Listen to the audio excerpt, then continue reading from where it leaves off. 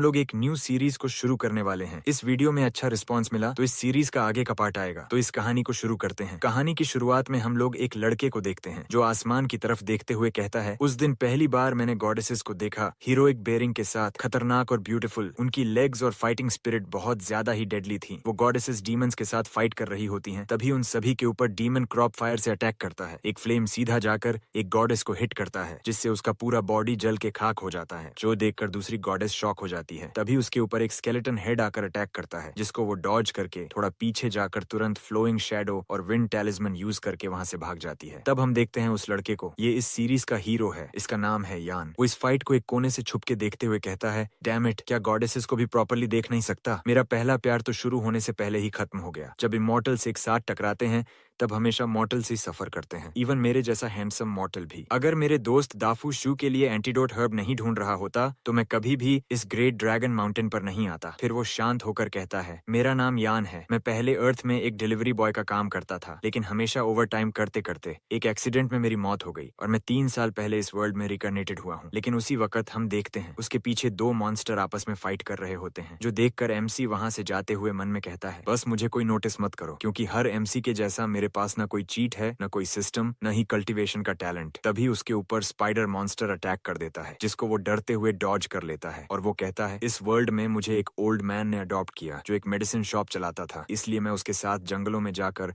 Herbs collect करता और बीमारियों को ठीक करना शुरू करने लगा। इस तरह मेरी जिंदगी कट रही थी। एक बार ओल्ड मैन ने कहा, तुम्हारे हेयर स्टाइल मेरे फैमिली के एक कुत्ते जैसे हैं, इसलिए मैंने तुम्हें चूज किया था। और यान ने सोचा, मैं इस बुढ़े को कुत्ता दिख रहा हूँ क्या? इसी के साथ स्पाइडर मॉन्स्टर यीन के ऊपर फिर से अटैक करता है, जिसको वो जैसे तैसे डॉज करते हुए कहता है, प्लीज स्पाइडर भाई, मुझे मत देखो, मुझे मत देखो, मैं एक ट्रांसमाइग्रेटर हूँ, फिर भी मेरी कोई इज्जत नहीं है। पर वो स्पाइडर उसके तरफ फिर से अटैक करता है। तभी उसका एक पैर स्लिप हो जाता है, जिससे वो खाई से नीचे गिरते हुए कहता है, डैम इट, मैं तो भूल चुका था, मैं यहाँ क्लिफ के ऊपर हूँ, मैं इतना अनलकी क्यों हूँ? वो नीचे गिरता है एक पेड़ की डाली के ऊपर, जो देखकर यीन कहता है, क्या मैं अभी भी जिंदा हूँ? तभी उसका ध्यान जाता है सामने कुछ चमकते हुए फ्लावर्स के ऊपर, जो देखकर वो कहता है, अरे तो ये माउंटेन मंडालास फ्लावर है, इनसे तो एक डिटॉक्सिफाई पिल बन सकता है, जिससे डाफू का कॉर्प्स पॉइजन टेम्पोरेरीली सप्रेस कर पाऊंगा। पर तभी एक लड़की उसके कान के पास आकर कहती है, यंग मास्टर, तुमसे बहुत अच्छा खुशबू आ रहा है, जिससे यीन घबरा के पीछे मुड़कर कहता है, तुम कौन हो? हम लोग देखते हैं एक सुंदर सी लेडी स्माइल के साथ उसके सामने खड़ी होती है। वो लड़की कहती है, तुम बिना इजाजत के किसी के घर के अंदर घुसे हो, लेकिन तुम एक हैंडसम यंग मैन हो, इसलिए मैं तुम्हारी तरफ अट्रैक्ट हो गई हूँ। इससे यान थोड़ा शर्मा जाता है और वो कहता है, आप बहुत यंग और काफी ब्यूटीफुल हो। लेकिन वो मन में सोचता है, अरे ये तो मुझे लाइन दे रही है, लगता है आज मेरा लकी डे है। जो सुन के वो लेडी मॉन्स्टर बन के कहती है, तो ठीक है, क्या तुम खुद को मुझे कंज्यूम कर देने के लिए तैयार हो? डीमन को देखकर यीन शॉक होकर कुल्हाड़ी से उसके ऊपर माइटी होइंग ड्रैगन स्ट्राइक लगाता है। एक ही अटैक में मॉन्स्टर गिर जाता है, जिससे हैरान होकर यान कहता है, क्या सच में मैंने इसे सिर्फ एक अटैक में हरा दिया? अरे ये तो सच में कितना वीक मॉन्स्टर है। जो सुन के वो डीमन मॉन्स्टर गुस्से में चिल्लाते हुए कहती है, मॉर्टल, मैं वीक नहीं हूँ, मैं बेसिक लो लेवल मॉन्स्टर हूँ, लेकिन इस बार मैं तुझे जरूर खा जाऊंगी। इस बार यीन का कॉन्फिडेंस हिलता नहीं है। पर तभी हेवनली डीमन स्लॉटर ब्लास्ट हवा में से आकर सीधा मॉन्स्टर के बॉडी के ऊपर पड़ता है, जिससे उसका पूरा शरीर जल जाता है। जिस अटैक से यान दूर जाते हुए कहता है, असल में यहाँ क्या हो रहा है? फिर हम देखते हैं एक और डीमन को जो हवा में फ्लोट करते हुए कहता है, चुआंग, अगर तू बाहर नहीं आया तो मैं पूरे फॉरेस्ट को डिस्ट्रॉय कर दूंगा। इसके बाद हम यीन को देखते हैं, जिसका शरीर ब्लास्ट से जल रहा है। वो देखकर वो कहता है, क्या मैं सेकंड लाइफ भी इस तरह से मरने वाला हूँ? फिर वो मॉन्स्टर लेडी जलते हुए कहती है, अरे इमॉर्टल कॉर्प्स फायर है, मैं इस अटैक में कैसे फंस गई? इसके बाद हम देखते हैं यान की आंखों से आंसू गिरते हैं और वो मन में कहता है, मैं इतना अनलकी क्यों हूँ? मैं सच में एक कचरा ट्रांसमिग्रेटर हूँ। पर तभी एक सिस्टम की वॉइस सुनाई देती है, होस्ट डिटेक्टेड, होस्ट का लाइफ डेंजर में है, इसलिए मिलेनियल कल्टीवेशन सिस्टम एक्टिवेट हो चुका है। जिससे यान चौंकते हुए कहता है, क्या सिस्टम? सच में? तभी एक ग्लोइंग फिगर सामने आके कहती है, डियर होस्ट, मैं तुम्हारा सिस्टम एडमिनिस्ट्रेटर हूँ, तुम मुझे 99 बोल सकते हो। सिस्टम लड़की यान का प्रोफाइल खोल के कहती है, अभी तुम ब्लड नेचुरल के इनिशियल स्टेज में हो और ये सिस्टम तुम्हें 999 बिलियन ईयर्स का कल्टीवेशन देगा। जो सुन के यान शॉक्ड होकर कहता है, इस सिस्टम के अंदर 999 बिलियन ईयर्स का कल्टीवेशन स्टोर्ड है, मैं इससे तो इनविंसिबल बन सकता हूँ और मैं पूरे वर्ल्ड को एक पंच मार के तोड़ सकता सकता हूँ। यान की बात सुन के सिस्टम एटीट्यूड में कहती है, लगता है होस्ट को मेरी वार्निंग की जरूरत नहीं है, तो गुड लक होस्ट, बोल के वो चली जाती है। तभी एक और ब्लास्ट होता है, जिससे एक इमॉर्टल लड़की तेजी से जाकर यान से टकरा जाती है। टकराने के बाद यान दर्द में कराहते हुए कहता है, बहुत दुख रहा है, असल में यहाँ क्या चल रहा है, बोल के वो आंख खोलकर देखता है, एक इमॉर्टल लड़की उसके सामने होती है। लड़की को देखकर वो सोचता है, सिस्टम तो अच्छा है, मुझे इतना जल्दी बेनिफिट दे रहा है। इसके बाद वो उस लड़की को पकड़ के कहता है, इमॉर्टल सिस्टर, आप ठीक तो हो? वो लड़की कहती है, मॉर्टल, ज्यादा ध्यान से सुनो, अगर तुम जिंदा रहना चाहता है तो मुझे एक प्रॉमिस करो, बोल के वो अपने अरमानों के अंदर से कुछ निकालने लगती है, जो देखकर यान कंफ्यूज्ड होकर सोचता है, इमॉर्टल्स हमेशा इतनी स्ट्रेट फॉरवर्ड होती हैं क्या? मैं अभी भी इसके लिए इनएक्सपीरियंस्ड हूँ। इसके बाद वो लड़की अपने अरमानों के अंदर से एक टैलिस्मन निकाल के कहती है, ये मेरी लास्ट टेलीपोर्टेशन टैलिस्मन है, मैं तुम्हें टियनवा सिटी भेज दूंगी, तुम सिटी लॉर्ड को कहना। इतने में एक अटैक आकर उस टैलिस्मन को डिस्ट्रॉय कर देता है। तभी एक डीमन सामने आके कहता है, 3 दिन से तुम मुझे भगा रही हो, अब तुम मेरे सामने इस जैसा लिटिल ट्रिक दिखाने वाली हो, क्या तुम्हें लगता है मैं इडियट हूँ? यान उस डीमन को देखकर कहता है, ए वही है जिसने मुझे कॉर्प्स फायर से ऑलमोस्ट मार डाला था। डीमन कहता है, कोई भी मेरे हाथ से बच नहीं सकता, बोल के डीमन फायर से दोनों पर अटैक करता है, लेकिन अटैक यान को हिट ना करके इमॉर्टल लड़की को हिट करता है, जिससे इमॉर्टल लेडी दर्द में चिल्लाने लगती है। यान उड़ते हुए कहता है, क्या फिर से वही टेक्निक? इसके बाद उसका ध्यान जाता है माउंटेन मंडाला फ्लावर के ऊपर, जो उस फायर से जल रहा है, जो देखकर उसका दिमाग खराब हो जाता है। वो गुस्से में कहता है, इतना कुछ सफर करने के बाद भी सब कुछ बेकार हो गया। इसके बाद उसको फ्लैशबैक आता है, जहाँ लोग उसे कह रहे हैं, डिलीवरी बॉय, लूजर, यूजलेस, कचरा। फिर हम इमॉर्टल लड़की को देखते हैं, जो कॉर्प्स फायर में जलते हुए कहती है, मेरे मास्टर इस आग का बदला तुमसे लेगा, जो सुन के डीमन कमीने वाला फेस बना के हंसते हुए कहता है, तुम्हें लगता है चुआ का मास्टर हमें रोक पाएगा? कोई भी हमारे कॉर्प्स सेक्ट को ऑफेंड करने की हिम्मत नहीं करता,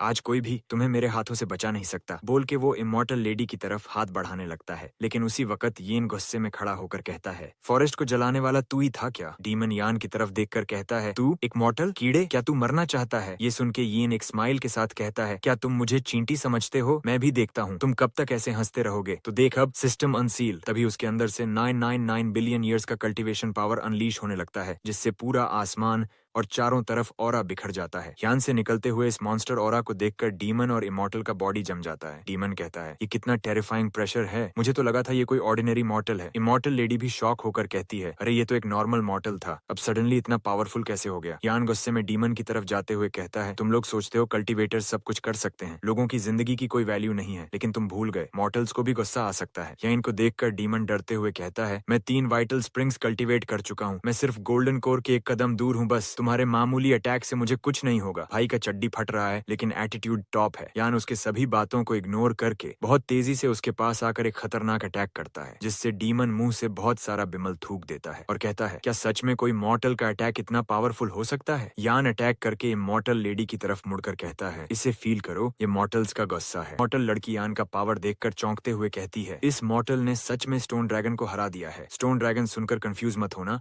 स्टोन ड्रैगन उस डीमन का नाम है, लेकिन देखते हैं यान के खतरनाक अटैक से वो डीमन अभी भी नहीं मरा है। लेकिन उस अटैक से डीमन और भी ज्यादा गुस्से में कहता है, तुमने मुझे कैसे हार्म कर दिया, क्योंकि मेरा बॉडी इनविंसिबल और इंडिस्ट्रक्टिबल है। लेकिन यान उसकी कोई भी बात पर ध्यान न देकर एक और अटैक करते हुए कहता है, तैयार हो जा मरने के लिए, बोलकर वो एक स्ट्राइक में उस डीमन के पूरे बॉडी को 2 हिस्सों में बांट देता है। यान के अटैक का पावर इतना ज्यादा होता है, जिससे सामने का एक पूरा माउंटेन 2 हिस्सों में कट जाता है, और इस अटैक से डीमन का डेड बॉडी जमीन पे गिरता है, खून में लथपथ हुए, और यान कामली खड़ा होता है। यान के अटैक के पावर को देखकर इमॉर्टल लेडी शॉक्ड होकर मन में कहती है, ये कैसा पावर था, ऐसी स्ट्राइक के लिए किस लेवल की कल्टीवेशन चाहिए? इसके बाद यान को देखते हैं, जो अपने कुठार को देखते हुए मन में कहता है, ये पावर है 999 बिलियन ईयर्स कल्टीवेशन सिस्टम का, ये पावर सच में रियल है। और वो सोचता है, ये पावर सच में इनक्रेडिबल है। तभी सिस्टम पॉपअप होती है और सिस्टम लड़की बाहर आके कहती है, होस्ट ने अलाउड लिमिट से ज्यादा पावर का यूज किया है, इसलिए होस्ट के करंट लाइफ स्पैन से 44 साल का लाइफ स्पैन रिड्यूस्ड किया जा रहा है, बोलकर वो एमसी से 44 साल का लाइफ स्पैन छीन लेती है। इसके बाद देखते हैं यान का प्रोफाइल। होस्ट नेम यान, 16 साल का लड़का। Realm blood nurturing initial stage cultivation 999 billion years. Life span अभी एमसी के पास सिर्फ 6 साल बचा है, जो देखकर सिस्टम लड़की कहती है,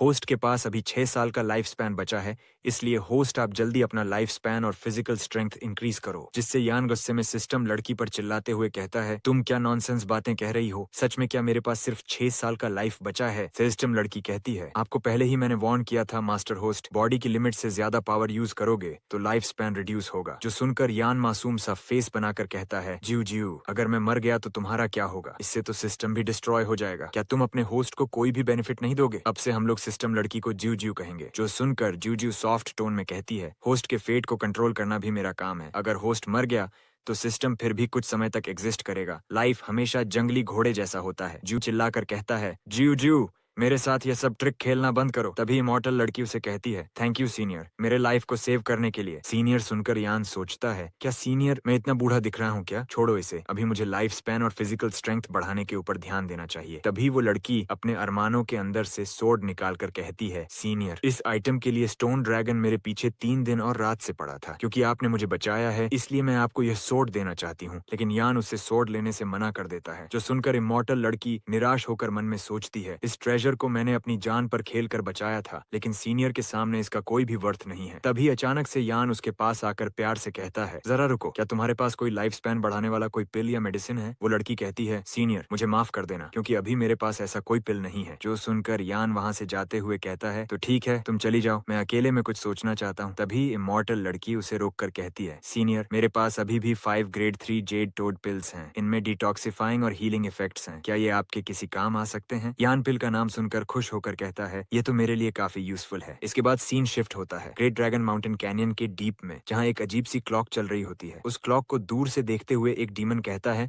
द कंपैशनेट बेल बज रहा है। और एक डीमन कहता है, imperial palace of the compassionate immortal emperor, वह अपीयर हो चुकी है। फिर एक और इंसान बेल से निकलते हुए रिंग को सुनकर कहता है, यह आवाज का डायरेक्शन तो वहां से आ रहा है जहाँ ग्रेट ड्रैगन माउंटेन है। इसके बाद एक ओल्ड मंक कहता है, तो इसका मतलब इमॉर्टल एम्परर की इंपीरियल पैलेस इसी ग्रेट ड्रैगन माउंटेन के अंदर छिपा हुआ है। तभी एक डीमन क्लॉक की तरफ पॉइंट करके चिल्लाकर कहता है, इमॉर्टल एम्परर का इनहेरिटेंस दूसरे सेक्ट्स के हाथ में नहीं लगना चाहिए, इसलिए सब डिसाइपल्स जल्दी करो और इमॉर्टल टूम की तरफ आगे बढ़ो। उसकी बात पूरी होने से पहले एक अननोन बंदा अटैक करता है और उस डीमन को मार देता है। इसके बाद देखते हैं वो अटैक एक हाई क्लास डीमन ने किया था। वो गुस्से से कहता है, क्या यह सब कमोशन मेरे स्पीच से पहले हो रहा है? हे, क्या हम ग्रेट ड्रैगन माउंटेन के पास पहुंच गए हैं? जो सुनकर दूसरा एक डीमन कहता है, yes Elder, great dragon mountain बस आगे ही है। एल्डर डीमन अपने आप से बोलता है, स्टोन ड्रैगन का लाइफ टोकन टूट चुका है और उसका सोल ग्रेट ड्रैगन माउंटेन में डिस्पर्स हुआ है। हाउएवर, जिसने भी स्टोन ड्रैगन को मारा है, मैं उसे टॉर्चर करके ब्रूटली मारना चाहता हूँ। इसीलिए जल्दी से उसके बारे में पता लगाओ, कौन थे ग्रेट ड्रैगन माउंटेन में जिसने उसे मारा है। इसके बाद सीन शिफ्ट होता है सुबह के वक्त में डेब्रेक तियानवू सिटी में, जहाँ यान अपने घर पहुंच चुका है। घर में आके वो किसी को ढूंढते हुए कहता है, मैं घर वापस आ चुका हूँ। तभी हम लोग देखते हैं एक डीमन टाइप ज़ॉम्बी को, जो उसे छुपके से देख रहा होता है। फिर वो ज़ॉम्बी कहता है, लिटिल यान, मैं यहाँ पर हूँ। यान ज़ॉम्बी की आवाज सुनकर तुरंत पीछे मुड़ के भागने लगता है, लेकिन तभी हम लोग ज़ॉम्बी को देखते हैं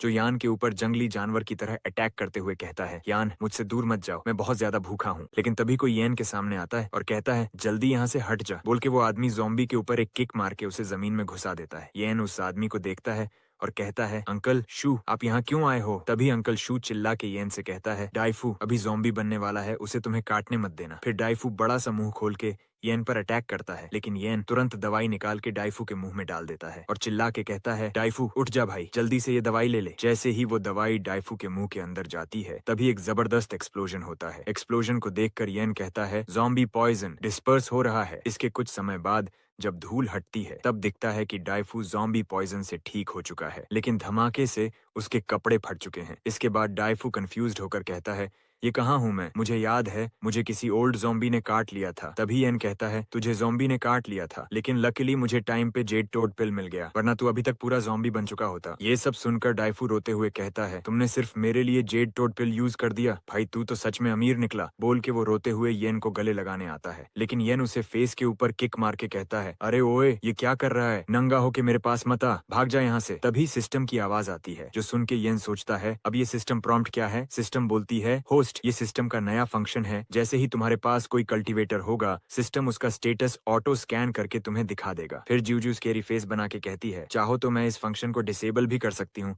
होस्ट मास्टर। येन कहता है, मैं इसे डिसेबल क्यों करूंगा, ये तो एक डिवाइन टेक्निक जैसा है। अब मैं अंकल शू का कल्टीवेशन लेवल भी देख सकता हूँ। बोल के वो सिस्टम में अंकल शू का स्टेटस देखता है, जहाँ वो देखता है उसका अंकल का कल्टीवेशन नेसेंट सोल स्टेज पर है। उसका अंकल का कल्टीवेशन देखकर वो मन में कहता है, मुझे तो लगा था ये लोग मेरे जैसे नॉर्मल इंसान हैं, पर ये तो छुपे रुस्तम निकले, लेकिन कोई बात नहीं, अल्टीमेट किंग तो मैं ही बनने वाला हूँ, जो आखिर में सबसे ज्यादा फ्लेक्स करेगा। इतना सब ख्याली पुलाव मन में सोच के सिस्टम और येन दोनों मन ही मन जोर जोर से हंसने लगते हैं। इसके बाद सीन शिफ्ट होता है। कुछ लोग एक कैरेज को ले जा रहे होते हैं और अंदर एक मोटी सी बुढ़िया बैठी होती है जिसका नाम है रॉन्ग ग्रैनी, एक मैच मेकर जो स्लेव ट्रेडर है। कुछ लोग इस बुढ़िया को देखकर कहते हैं, देखो यहाँ स्लेव ट्रेडर ग्रैनी आई है। येन भी उसे देखकर कहता है, ये यहाँ पे क्यों आ रही है? डाइफू कहता है, क्या तू उसी सीट पे बैठी हुई औरत की बात कर रहा है? भाई तेरा टेस्ट तो बहुत हैवी है। जिन्हें ये जोक समझ आया कमेंट कर देना। इसके बाद ग्रैनी स्लेव्स को दिखा के कहती हैं, तुम्हारे फादर ने कहा था कि तुम्हें अगर कोई चूज कर लेता है तो मैं तुम्हें छोड़ दूं, और इसलिए आज एक नई बैच आई है। देखो किसी को उसमें से कोई पसंद आया तो वो ले जा सकता है। तभी येन कुछ देख के चिल्ला के कहता है, रॉन ग्रैनी, मैं पहले चूज करना चाहता हूँ। मुझे लड़की नहीं चाहिए, न मुझे शादी करनी है, न अभी मेरा कोई बच्चे पालने का मूड है। जो सुन के ग्रैनी कहती है, मेरे सामने इनोसेंट बनने का प्रिटेंड मत करो। मैंने सुना है तुम्हारे तकिए के नीचे कुछ मजेदार चीज छुपा हुआ है। ग्रैनी ने डबल मीनिंग गेम खेल दिया है। ग्रैनी की बात सुन के डाइफू येन को उंगली करते हुए बोलता है, क्या रखा है भाई तकिए के नीचे? जो सुन के येन ऐसे घबरा जाता है जैसे किसी ने तुम्हारी क्रोम हिस्ट्री देख ली हो। फिर येन घबराते हुए कहता है, कुछ नहीं, तकिए के नीचे कुछ नहीं है। तभी वो स्लेव्स के पास जाकर उन्हें देखते हुए मन में सोचता है, ये नहीं, वो भी नहीं, बस ये वही है। बोल के वो उस लड़की के पास जाकर कहता है, मेरा नाम येन है, तुम्हारा नाम क्या है? मुझे अपनी फार्मेसी के लिए एक असिस्टेंट चाहिए, क्या तुम मेरी मेडिसिन गर्ल बनोगी? वो लड़की येन के कपड़े पकड़ के कहती है, मैं हूँ झोंग लिंगर, मैं सब कुछ कर सकती हूँ, प्लीज मुझे ले लो। हम लोग देखते हैं उसके हाथ के ऊपर गहरा घाव का निशान है। येन उसकी बात सुन के उसे ले जाने के लिए मान जाता है। पीछे से ये सब कुछ डाइफू और अंकल शू देख रहे होते हैं। फिर डाइफू कहता है, देख के लगता है येन को छोटी लड़कियां पसंद हैं। अभी तो कह रहा था मुझे कोई लड़की नहीं चाहिए, और उसे देखो जरा, उस लड़की के ऊपर झुक चुका है। फिर ग्रैनी हंसते हुए कहती है, तो डाइफू और अंकल शू, तुम दोनों के लिए भी एक पार्टनर ढूंढ दूं क्या? मेरे जैसी सुंदर कोई? जो सुन के दोनों जोर से चिल्ला के कहते हैं, नहीं नहीं, हमें लड़की के ऊपर कोई भी इंटरेस्ट नहीं है। इसके बाद हम देखते हैं येन को, जो झोंग लिंगर का स्टेटस चेक करते हुए मन में कहता है, Zhong Linger the destined daughter है जिसे हेवंस ने चूज किया है, और इसके पास इनेट एम्परर्स फिजिक है जिससे इसका पोटेंशियल का कोई भी लिमिटेशन नहीं है, और सिस्टम भी कंफर्म करता है Zhong Linger the destined daughter innate emperor's physique है जो अभी भी अवेकेंड नहीं हुआ है। इससे येन के फेस पर स्माइल आ जाती है और वो सोचता है, वाओ, मैंने तो एक गोल्ड माइन को ढूंढ लिया। इसके बाद सीन शिफ्ट होता है। हम देखते हैं डालोंग माउंटेन का स्प्लिट माउंटेन रेंज, जहाँ येन ने स्टोन ड्रैगन को मारा था। उस जगह में येन के अटैक के कारण एक गड्ढा बन चुका है। उस जगह में बहुत सारे डीमंस इकट्ठा होने लगते हैं और एक एल्डर डीमन किसी आदमी का ब्लड पी रहा होता है। एक डीमन कहता है, ये तो स्टोन ड्रैगन के एशेज हैं। दूसरा डीमन बोलता है, स्टोन ड्रैगन एल्डर शी का एक लौता बेटा था और किसी ने एक ही अटैक में उसका पूरा बॉडी राख बना दिया। तभी वो एल्डर डीमन कोई टेक्निक एक्टिवेट करते हुए कहता है, secret technique, blood line tracing. तभी एक रेड लाइट निकलकर किसी और दिशा में जाने लगती है, जो देखकर वो मुस्कुरा के कहता है, ये तियानवू सिटी की ओर पॉइंट कर रहा है। जिसने मेरे बेटे को मारा है, मैं तुझे दिखाता हूँ असली डर क्या होता है। दूसरी तरफ हम देखते हैं तियानवू सिटी में येन के मेडिसिन हॉल के अंदर, जहाँ येन सोफा पे चिल कर रहा होता है। उसी वक्त लिंगर उसके लिए चाय लेकर आती है और कहती है, सीनियर येन, क्या आप चाय लेना पसंद करेंगे? जो सुन के येन उसकी तरफ देख के धीरे से कहता है, अगर ये सिस्टम ना होता तो कौन सोचता कि ये सिंपल सी लड़की एक एम्प्रेस की रीइंकार्नेशन हो सकती है। फिर येन उसे एक किताब देकर कहता है, ये लो, ये फ्लाइंग इमॉर्टल स्क्रिप्चर है, इसे मुझे मेरे मास्टर ने दिया था, क्या तुम इसे ट्राई कर सकती हो? इसके बाद लिंगर किताब लेकर परेशान सा फेस बना के कहती है, क्या मैं सच में इसे ट्राई कर सकती हूँ? येन उसे बोलता है, मैंने इसे 3 साल तक प्रैक्टिस किया है, कुछ इंसाइट्स मिले हैं, कोई डाउट हो तो मुझसे पूछना। पर जैसे ही लिंगर किताब पढ़ने की ट्राई करती है, तुरंत उसका ब्लड नरिशिंग इनिशियल स्टेज पर ब्रेक थ्रू हो जाता है और वो कहती है, सीनियर येन, असल में मैं इसे पढ़ा का खुला रह जाता है। और वो चिल्ला के कहता है, अरे मेरी माँ, 1 सेकंड में एडवांस लेवल तक जा चुकी हो। यही फर्क है जीनियस और मीडियोकर के बीच। लिंगर का टैलेंट देखकर वो अंदर से सैड हो जाता है। लिंगर उसका मूड देखकर पूछती है, सीनियर येन, क्या आप ठीक हो? येन एक कोने में रोते हुए कहता है, बस 1 मिनट, मुझे काम डाउन होने के लिए। इसके बाद सीन शिफ्ट होता है और हम देखते हैं तियानवू सिटी के गेट पास कुछ सोल्जर्स खड़े होते हैं। एक सोल्जर कहता है, अभी तो सब क्लियर था, अचानक अंधेरा कैसे हो गया? दूसरा सोल्जर आसमान की तरफ देखकर डरते हुए चिल्ला के कहता है, तुम लोग जरा ऊपर आसमान में देखो, यहाँ पे कुछ है। और तभी पर्पल क्लाउड्स के अंदर कोई अपीयर होता है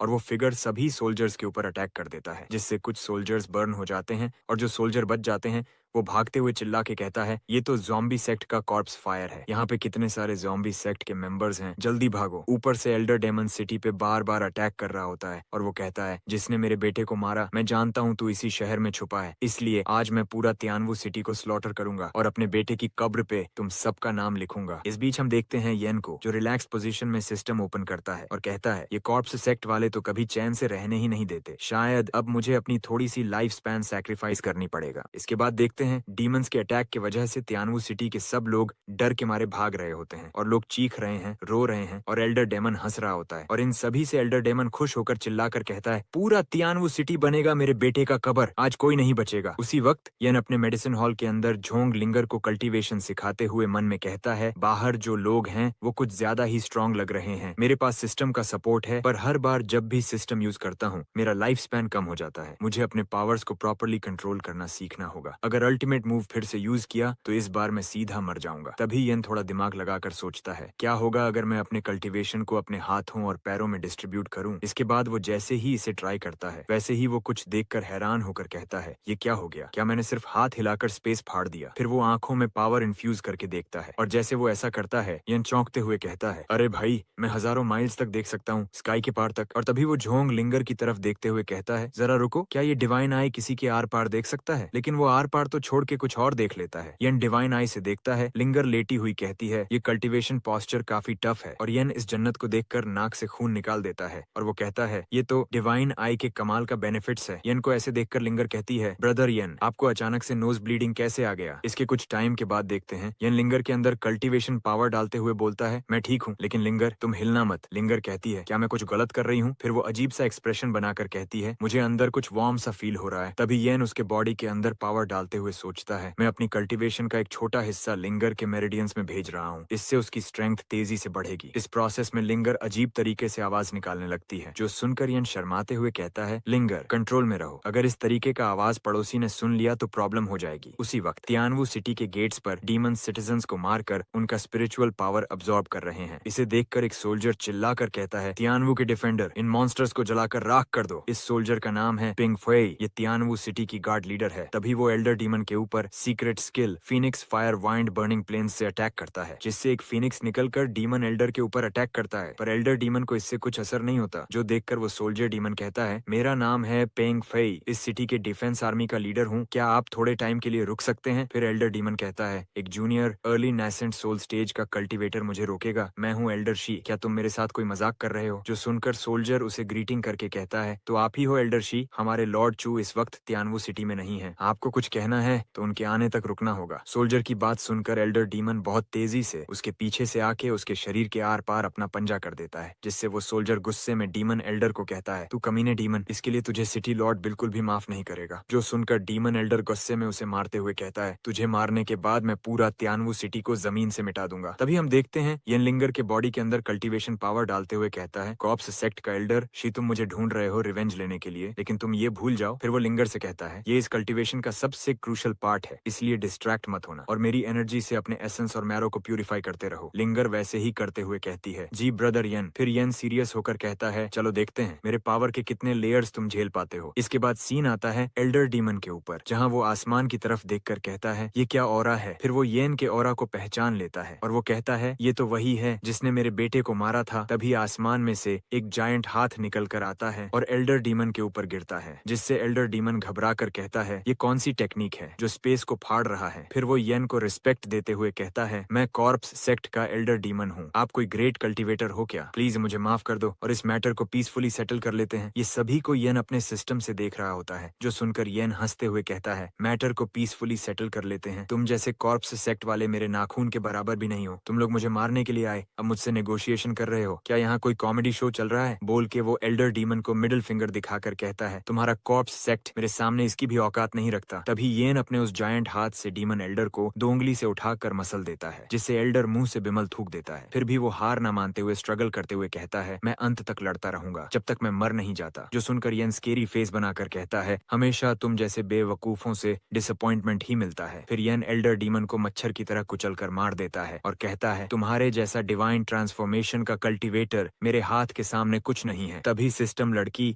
जीव जीव आके येन का लाइफ स्पैन निकाल कर कहती है, होस्ट ने डिवाइन ट्रांसफॉर्मेशन स्टेज के पावर को यूज किया है, इसलिए उसका लाइफ स्पैन 5 साल कम हो चुका है और अब होस्ट के पास आगे जीने के लिए सिर्फ 1 साल बचा है। जिससे यान हैरान होकर जुरू के ऊपर चिल्लाकर कहता है, क्या तुमने 5 साल का लाइफ स्पैन काट लिया, मैंने तो अभी ही अपने पावर रिस्ट्रेन किया था। जो सुन के ज़रूर कुछ लिखते हुए कहती है, ये सिस्टम तुम्हें scanning skills, divine site skills और उस छोटी लड़की के बोन मैरो को रिफाइन करने का टेक्निक भी देगी। और मैं ये तो बताना भूल ही गया था, हाथों से स्पेस फाड़ना, कल्टीवेटर्स को कुचल देना, ये सब करने से भी लाइफ स्पैन कंज्यूम होता है। उसके बाद सुन के ऑथर भी सिस्टम के बारे में लिखता है, सिस्टम सबसे बड़ी झूठ बोलने वाली लड़की है। फिर यान गुस्से में सिस्टम को उंगली दिखाकर कहता है, क्या बकवास स्कैम है ये? मैं तो तुम्हें अच्छी लड़की समझता था, लेकिन तुम तो एक धोखेबाज फ्रॉड करने वाली लड़की निकली। जो सुन के सिस्टम मोटी मोटी आंसू बहाकर कहती है, मैं तो सिर्फ तभी कुछ करती हूँ जब होस्ट कुछ करता है, और अब तुम मुझे सब चीज का ब्लेम मेरे ऊपर दे रहे हो। अब से मैं तुमसे बात नहीं करूंगी। सिस्टम को छोटी बच्ची के जैसा रोते हुए देखकर यान पत्थर का पुतला बन के कहता है, ये कैसे बकवास एक्टिंग था, इसने तो मुझे ही विलन बना दिया। इसके बाद सीन शिफ्ट होता है यान के मेडिकल हॉल में, जहां यान इस चीज से परेशान होकर बैठा हुआ है। तभी लिंगर उससे पूछती है, ब्रदर यान, अभी तुम क्या कर रहे थे? यान कहता है, कुछ टाइम पहले मुझे एक वैम्पायर ने ठग लिया है। और वो मन में सोचता है, नहीं, अब मुझे कुछ भी करके जल्दी लॉन्जेविटी पिल को हासिल करना पड़ेगा। इसके बाद सीन शिफ्ट होता है और हम देखते हैं एलिक्सर सेल्स सेंटर वन बाओ पवेलियन को, जहां एक आदमी फुल मेहनत से टैलिस्मैन का यूज करके एक पावरफुल सील बना रहा होता है, और कुछ घंटों बाद वह सील बन जाता है, जो देखकर वो कहता है, सब हो चुका है। इसके बाद अगले 2 घंटे तक कोई भी अंदर और बाहर नहीं जा सकता। लेकिन तभी यान डायरेक्टली उस सील को क्रॉस करके अंदर चला जाता है, जिससे वो आदमी गुस्से में यान के ऊपर अटैक करते हुए कहता है, एक नॉर्मल इंसान बिना स्पिरिचुअल एनर्जी के सील के पार कैसे चला गया? तभी सिस्टम वार्निंग देकर कहता है, आपके सामने फाउंडेशन स्टेज का कल्टीवेटर है, जिससे यान को बहुत गुस्सा आ जाता है, क्योंकि सिस्टम का न्यू फीचर था, होस्ट के पास कोई भी कल्टीवेटर रहेगा तो सिस्टम ऑटोमेटिकली उसके बारे में बता देगा। फिर यान गुस्से में बोलता है, सिस्टम स्कैनिंग फीचर को बंद कर, तू इसे ट्रिक लगाकर कल से मेरा चुपचाप लाइफ स्पैन घटा रहा है। मैं तो सोच भी नहीं पाया, तू मुझे मार भी सकती थी। जो सुन के सिस्टम लड़की नाटक करते हुए कहती है, थोड़ा ही तो लिया हूँ, लेकिन इसके बदले में मैंने तुम्हें कितना पावरफुल बना दिया। जिससे गुस्से में यान जोर से पैर पटक के पवेलियन की तरफ जाते हुए कहता है, जरूर इन सभी स्कैम फीचर्स को बंद कर दे, बैकग्राउंड में चलता रहेगा तो मैं बिना पता चले ही मर जाऊंगा। वो आदमी यान का गुस्सा देखकर पहले ही उसका फट चुका है, इसलिए वो यान को जाते हुए देखकर कहता है, क्या यह कोई पागल था? शायद बैरियर अभी तक पूरा एक्टिवेट नहीं हुआ है। इसके बाद यान पवेलियन के अंदर जाकर पवेलियन को देखकर कहता है, वाओ, वान बाओ पवेलियन तो बहुत ज्यादा बड़ा है। फिर वो मन में कहता है, सिर्फ 1 साल का लाइफ स्पैन बचा है, अगर यहाँ कुछ भी नहीं मिला तो जूजू मुझे मार देगा। तभी एक खूबसूरत,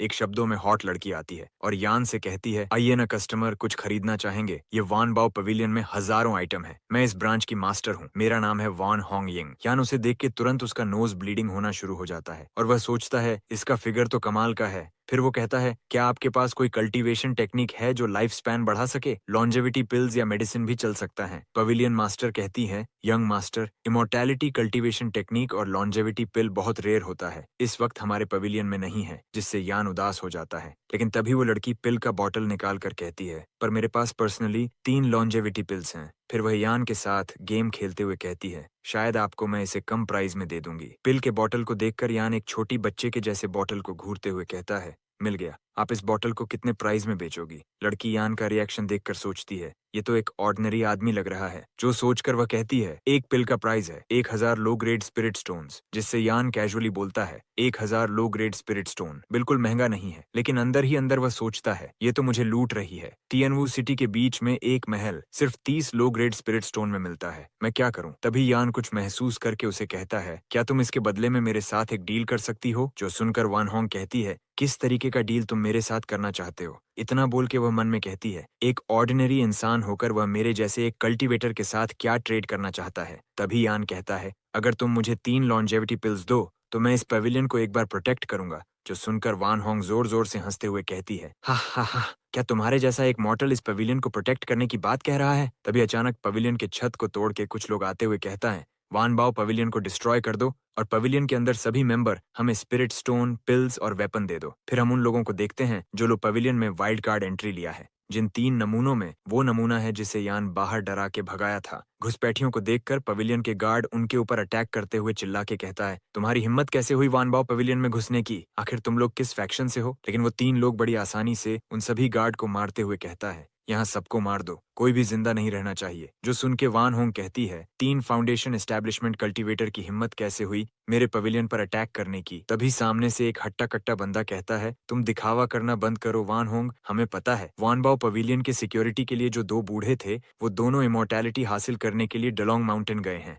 अभी तुम बिल्कुल अकेले हो। हम सभी को तुम्हारे बारे में सब कुछ पहले से पता है। वान होंग कुछ धुएं जैसा निकालकर स्केरी तरीके से हंसती हुई कहती है, लगता है तुम सभी पहले से ही प्लान बनाकर आए हो, लेकिन क्या सच में तुम सबको लगता है मैं एक इजी टारगेट होने वाली हूँ? उस स्मोक को देखकर एक पिंपल वाला बंदा सबको चिल्ला के कहता है, ये एंशिएंट स्मोक है, इससे ज्यादा संभल के रहना। तभी वान होंग तेजी से आकर उसके थूती में एक खतरनाक किक मारकर कहती है, एक से तो मैंने निपट लिया। जो देखकर उसके साइड का एक बैंडेज वाला बंदा बिल्कुल हैरान हो जाता है, लेकिन उतने में वान होंग बहुत तेजी से उसके पीछे से एक खतरनाक किक मारकर कहती है, तू किस तरफ दिख रहा है? मैं यहाँ हूँ। फिर वो हट्टे कट्टे आदमी के ऊपर अटैक करके कहती है, इससे मिला के 3 कंप्लीट होता है। लेकिन लात खाने के बाद भी उस बंदे को कुछ नहीं होता और वो हंसते हुए कहता है, लेडी वन होंग, लगता है आपने मुझे कुछ कम आंका है। बोल के वो वान होंग को कुछ इस पोजीशन में पकड़ लेता है। मैं इस पोजीशन को डिस्क्राइब नहीं करने वाला। जो देखकर वान होंग मन में कहती है, मैं मेरे पैर को हिला नहीं पा रही हूँ और ये पोजीशन कितना एम्बैरेसिंग है। तभी वो बंदा वान होंग का पैर को चाटते हुए कहता है, मुझे नहीं पता था तुम जैसी लड़की की स्किन इतना ज्यादा नरम होगा। तभी उसके पीछे से पिंपल वाला मोटा उसे कहता है,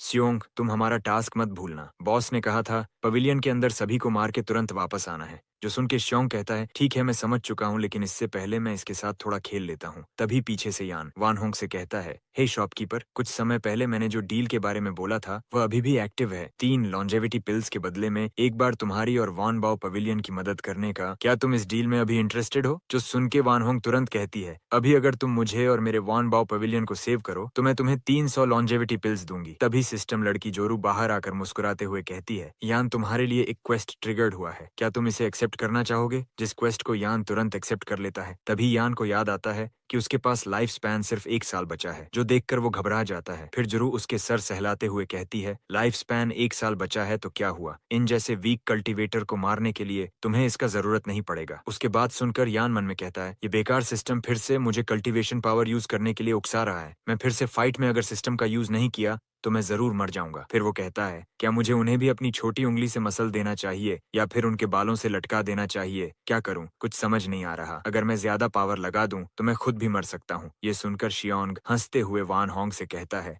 हाँ हाँ, तुम्हारा लवर कितना बेवकूफ इंसान है। फिर वो पट्टी वाले बंदे को कहता है, उस कमजोर मॉर्टल को जल्दी मार दो। तभी पट्टी वाला बंदा एमसी के ऊपर पट्टी से अटैक करते हुए कहता है, इसमें कोई प्रॉब्लम वाली बात नहीं है। इन जैसे कमजोर मॉर्टल को तो मारना मेरा बाएं हाथ का काम है। कितना नादान बच्चा है जो यहाँ मेरे हाथ से मरने वाला है। तभी उसका अटैक यान के बॉडी का चिथड़े उड़ा के पट्टी मेला पेड़ देता है। जो देखकर शियोंग हंसते हुए वान होंग को कहता है, तुम अपना लास्ट होप भी खो चुकी हो लड़की, वो बेकार बच्चा अभी मर चुका है। यान को देखकर वान होंग कहती है, ये कैसा फाइट था? आखिर वह लड़का क्या साबित करना चाहता था? इसके बाद यान अचानक सभी पट्टियों को तोड़ते हुए बाहर आकर कहता है, हमने डील किया था, इसलिए मैं तुम्हारा ये आइटम कुछ समय के लिए उधार ले रहा हूँ। यान को आजाद होते देखकर पट्टी वाला बंदा उसके ऊपर अपने पट्टी से अटैक करते हुए कहता है, क्या सच में ये बच्चा मेरा अटैक खाने के बाद भी जिंदा कैसे है? इस अटैक से बचने के लिए तुमने जो भी ट्रिक यूज किया हो, लेकिन इस बार मैं तुम्हें जरूर मार डालूंगा। उसके अटैक को देखकर यान कहता है, तुम हमेशा से इतना ज्यादा नॉनसेंस बात करते हो क्या? इतना श्योर हो तो तुम यहाँ आके ट्राई क्यों नहीं कर लेते? बोल के वो उस फूकने वाली चीज उसे उसकी तरफ फेंकते हुए कहता है, तुम्हें आने की जरूरत नहीं है, सिर्फ इस अटैक को टेस्ट करो। इसके बाद वो पाइप सीधे जाकर पट्टी वाले बंदे को 2 भाग में बांट देता है, जिससे यान भी हैरान होकर सिर खुजाते हुए कहता है, क्या मैंने दोबारा ज्यादा पावर का इस्तेमाल कर दिया? यान के पावर को देखकर वान होंग भी हैरान होकर कहती है, एक कैजुअल स्ट्राइक से फाउंडेशन एस्टेब्लिशमेंट के 2nd लेवल के कल्टीवेटर को कितने आसानी से मार डाला। क्या ये सीनियर पहले से अपना ट्रू पावर छुपाते हुए आए हैं? यान के अटैक को देखकर शियोंग वान होंग को ढाल बनाकर यान को कहता है, अगर तुम मेरे तरफ एक कदम भी पास आए तो मैं इसके सिर को क्रश कर दूंगा। उसे देखकर यान अपने बॉडी से मॉन्स्टर्स ऑरा निकालकर कहता है, क्या तुम्हें सच में लगता है तुम्हारे पास इतना एबिलिटी है कि तुम मुझे थ्रेटन कर सको? ये सच में कितना रिडिकुलस बात है। बोल के वो शियोंग के ऊपर अटैक करके उसके उस हाथ को उड़ा देता है जिससे वान होंग को पकड़ा हुआ था, और वो ऑरा फार्मिंग करते हुए कहता है, इस लाइफ में जिसने भी मेरा इंसल्ट किया है उन सभी को मौत से भी बड़ा सजा मिलेगा। बोल के वो उसके मुंह के अंदर पाइप घुसेड़ देता है। फिर उस पाइप से उसके पूरे बॉडी पर लगातार अटैक करके उसे आखिर में मार देता है, और उस पाइप को देखते हुए कहता है, मुझे इस पाइप को वापस दो, ये वॉन क्लैन की प्रॉपर्टी है, तुम जैसे घटिया इंसान इसे डिजर्व नहीं करते। आज के लिए इतना फाइट काफी होगा। तभी सिस्टम नोटिफिकेशन देता है, होस्ट ने 3 फाउंडेशन एस्टेब्लिशमेंट कल्टीवेटर को मारा है, इसलिए होस्ट का 2 मंथ का लाइफ स्पैन बढ़ चुका है। जिससे खुश होकर यान गाना गाते हुए कहता है, बुरा नहीं है, बुरा नहीं है, इस फाइट की वजह से मुझे फायदा ही फायदा मिला है। और दूसरी तरफ ज़ुरु को फाइट के बावजूद कम लाइफ स्पैन मिला है, जिससे गुस्सा होकर वो मुंह फुलाते हुए कहती है, ऐसा ही चलता रहा तो मैं इस मंथ का टारगेट पूरा नहीं कर पाऊंगी। फिर यान उसके गाल खींचते हुए कहता है, मैं अपने कल्टीवेशन पावर कंट्रोल में रखने में कामयाब हो पाया हूँ, जिससे तुम इस बार मुझे ट्रिक करके एडवांटेज नहीं ले पाए। इसके बाद ज़ुरु उसके हाथ से खुद को छुड़ाकर वहां से जाते हुए कहती है, तुमने मेरे गाल को बहुत जोर से खींच दिया है, इसका बदला मैं अगली बार तुमसे जरूर लूंगी। इसके बाद सीन कुछ समय बाद शिफ्ट होता है, जहां वान होंग एमसी को ग्रीटिंग्स करते हुए कहता है, सीनियर, अपने जूनियर की जान बचाने के लिए धन्यवाद, और डील के मुताबिक ये रहा आपके 12 लॉन्जेविटी पिल्स। फिर यान उस पिल बॉक्स लेकर मन में कहता है, सिर्फ 12 लॉन्जेविटी पिल्स, इनमें तो मेरा सिर्फ 3 साल का लाइफ स्पैन बढ़ेगा, मुझे लाइफ स्पैन बढ़ाने के लिए कुछ अलग रास्ता भी ढूंढना पड़ेगा। तभी वो वान होंग को कहता है, क्या तुम्हारे पास कोई बॉडी रिफाइनिंग टेक्निक है? जो सुन के वान होंग यान को कहती है, ऑर्डिनरी कल्टीवेटर्स अपने फिजिकल बॉडी को एनहांस करने के लिए डाओइस्ट मेथड्स और मार्शल आर्ट्स प्रैक्टिस करते हैं, लेकिन इसका भी एक लंबा लिस्ट है टेक्निक्स की, जो सिर्फ फिजिकल बॉडी के लिए ही नहीं बल्कि स्पिरिचुअल बॉडी के लिए भी है। पर उनमें से ज्यादातर टेक्निक्स हम खो चुके हैं, इसलिए हमारे पवेलियन ऑफ 10,000 ट्रेजर्स में वो नहीं मिलेंगी। लेकिन अगर सीनियर आपको इस टेक्निक जरूरत है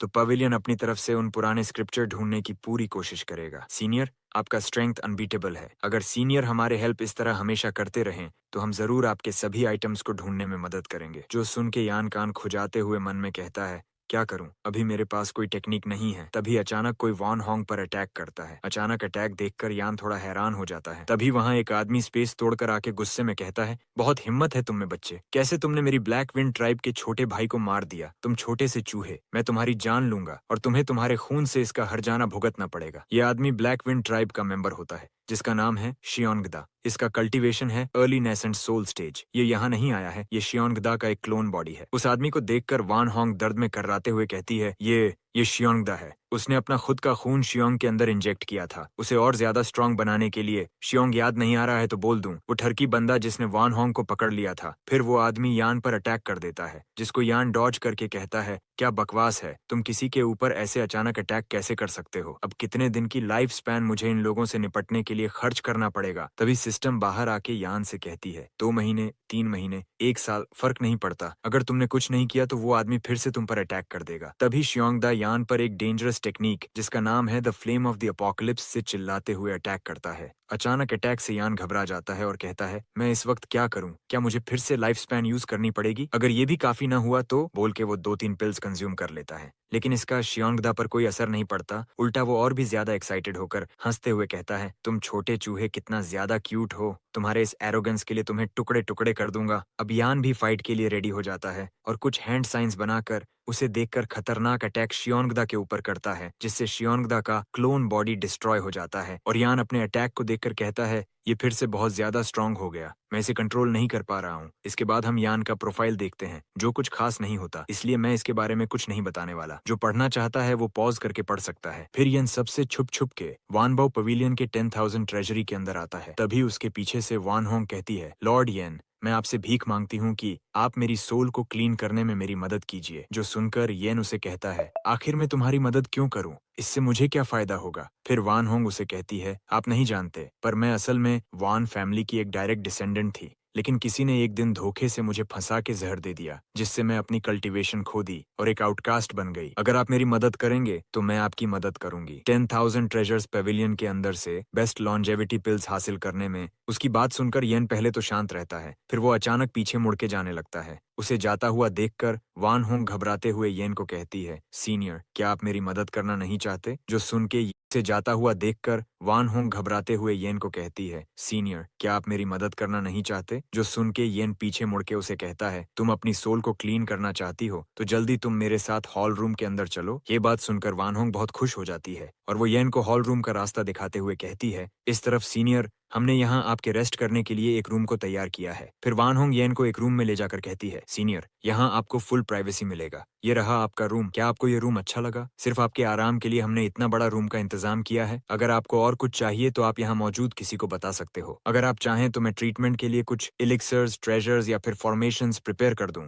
उसकी सारी बातों को सुनकर येन उसे मुस्कुराते हुए कहता है, सिर्फ सिंपल सोल क्लीनिंग के लिए इतना सब कुछ नहीं चाहिए, बोल के वो उसे बेड की तरफ इशारा करके कहता है, हट जाओ। जो सुन के वान होंग कुछ अलग सोचकर शर्माते हुए कहती है, सीनियर, हम दोनों अभी तो मिले हैं, आपको नहीं लगता ये करना हमारे लिए बहुत जल्दी नहीं हो जाएगा? और येन उसे बेड की तरफ इशारा करते हुए कार्टून सा फेस बनाकर कहता है, तुम क्या चाहती हो, हम ये करेंगे या नहीं? तुम जो बोलोगी मैं वही करूंगा। जो सुन के वान होंग शर्माते हुए कहती है, हाँ, आप ऐसा सिर्फ मेरे खातिर कर रहे हो, इसलिए मैं ये जरूर करूंगी। इसी बीच दूसरी तरफ ब्लैक विंड ट्राइब में शियोंगदा, जिसके क्लोन डिस्ट्रॉय होने की वजह से उसके मुंह से विमाल बाहर आ जाता है और वो अपने ब्लड को देखकर हैरान होकर कहता है, वो लड़का असल में कौन था? उसने मेरी क्लोन बॉडी के साथ मेरे रियल बॉडी के सोल को भी डैमेज कर दिया। वो तो एक बच्चा लग रहा था। नहीं, ये मुमकिन नहीं है। वह कोई सीक्रेट टेक्निक यूज कर रहा था। अगर ये उसकी असली पावर है तो वह मुझे अगली बार आसानी से कुचल देगा। उसके कल्टीवेशन पावर को देखकर मुझे लगा जैसे मैं उसके सामने एक छोटी सी चींटी हूँ। फिर वो येन से निकलने वाले ऑरा के बारे में सोचकर डरते हुए कहता है, तो मैं इसके बाद क्या करूँ?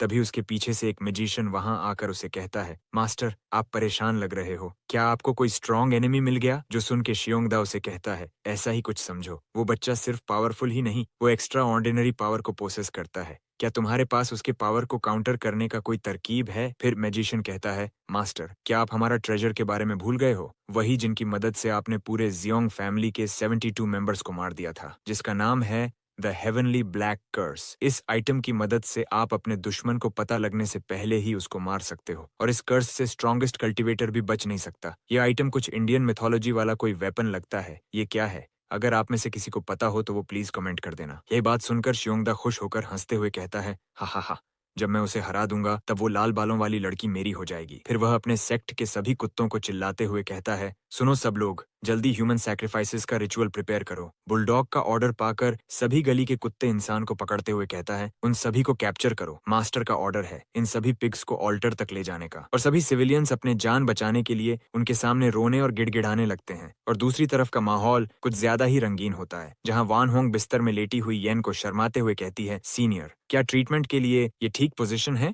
और येन उसे देखकर घबराते हुए अपना आंख बंद करके अपना हाथ उसके गलत पार्ट की तरफ ले जाते हुए कहता है, तुम टेंशन मत करो, इस मेथड में तुम्हें सिर्फ थोड़ा दर्द होगा, बस उसको तुम्हें सहना पड़ेगा। बोलकर वो सिस्टम खोलकर कहता है, 999 मिलियन सिस्टम एक्टिव। इसी बीच येन अनजाने में वान होंग के गलत पार्ट को छूकर उसका ट्रीटमेंट शुरू कर देता है, जिससे वान होंग गलत गलत आवाज निकालते हुए चिल्लाने लगती है और अजीब पोज बना के कहती है, मुझे अपने बॉडी के अंदर एक फेमिलियर एनर्जी महसूस हो रही है। थोड़ी देर बाद येन का ट्रीटमेंट कंप्लीट हो जाता है, जिससे वह लंबी सी सांस छोड़कर कहता है, तो अब तुम्हें कैसा लग रही है? क्या तुम्हें पहले से बेटर महसूस हो रही है? ऑथर बहुत हरामी है, इस इमेज को डालने का कोई जरूरत था क्या? बेकार का फैन सर्विस। येन के ट्रीटमेंट टेक्निक को देखकर वान होंग शर्माते हुए उसे कहती है, हाँ, मैं बिल्कुल पहले जैसा ठीक हो चुकी हूँ। और वो मन में कहती है, अरे मुझे विश्वास नहीं हो रहा, ट्रीटमेंट के टाइम मैंने उसके सामने बेशर्मों की तरह अजीब आवाज निकाल दिया। इतना होने के बाद भी सीनियर इतना शांत कैसे रह लेता है? तभी वह अपनी पावर को फील करके हैरान होकर कहती है, जो जहर इतने सालों से मेरे अंदर जमा था वो अब पूरा खत्म हो गया है और मेरा शरीर अब एक प्योर इनकरप्टिबल स्पिरिट बॉडी बन गया है। फिर वो येन की तरफ देखकर सोचती है,